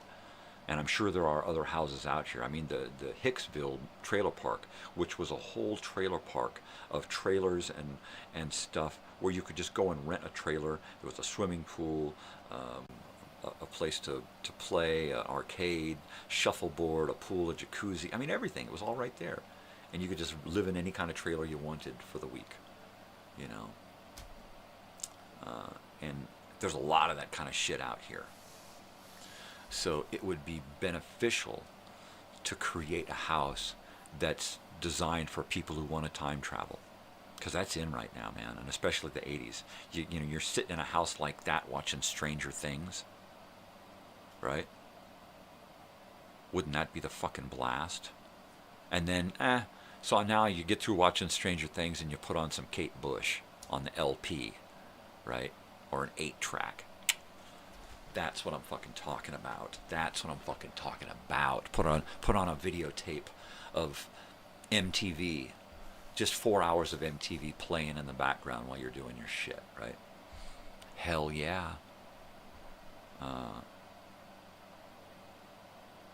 I mean, I if you just give me carte blanche, and I will design a place that you could charge triple for, and people are going to go, yeah, it'll be booked all the time.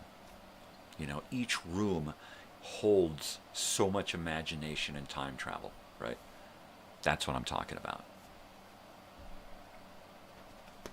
I think I'm going to work on that in earnest, and just throw the idea back at the guy and again and say, look, let's just do it. Let's just do it. I just need, you find me a couple of things, I'll find a couple of more things, and we'll just do it. I'll if it doesn't work out, I'm responsible, and I'll put everything back. But I don't think we're going to have to do that. I think it'll work out so good, that you'll want to do it to the other house. And then other people will be saying, hey, can you do it to my house? And I'm into that, totally. I could just, each room, just say, okay, make up a mock of each room in the garage. Okay, here's the room. Here's this wall. Pick a corner and say, okay, here's the room. All right, these are the things that are going to be on the wall. This is the furniture. Here's the bed. Here's the rug. What else do we need? We need a shelf here. We need this in the closet. You know what kids used to do? They used to take the doors off of the closet and stuff the bed in. Do we want to do that? Do we want to create a Murphy bed type of thing in the closet to give us more room? Do we want to put bunk beds in the little kids' room and put like a monkey bars cage, right, over the bed, and a stairs and a slide, and then a rug on the floor with the little village so you can drive your Hot Wheels around, build your Legos on, and then stock the room with Legos. Stock the room with Hot Wheels. Stock the room with video games and a VCR and tapes, go the distance to make it a memorable experience that people are going to rave about. I had so much fun in this house, I never saw the town. That's what you want to hear, We had to order in because we never wanted to leave. We got hooked on watching these videotapes, That's what I want to do. That's what I want to hear. And I think if I spend a couple of weeks in earnest planning this out and then doing some mock-ups in the garage and say, okay, look, this is what I've got installed for this bedroom, and this is what I've got installed for this bedroom, and this is what we need to finish this bedroom off. And then just say, let's just do it, Let's just do it. Oh, wow, look what time it is. Oh my God, no way, it's so late. All right, I am going to say goodbye because I got stuff I want to do. I'm too excited about the day now. Besides, the missus is up and it's going to be time to eat. If I can talk her into it, we can make some biscuits and gravy or something, right? All right, people. Let's see. I'm going to close this guy up here. Do that. So, nighttime nonsense and nostalgia happening tonight. Today I have Gildersleeve is available at noon. In a minute, X-1 is going to start. And Living Stereo is going to be happening this evening at 4. So check that out, all right? And I'll let you go now so you can come back and get to... there we go. So that you can come back and watch X-1, which is starting now, all right? So you all take it easy. Be kind. Spread lots of love and peace, and most especially stay weird and come back as often as you can. Bye now. Love you. Stay weird.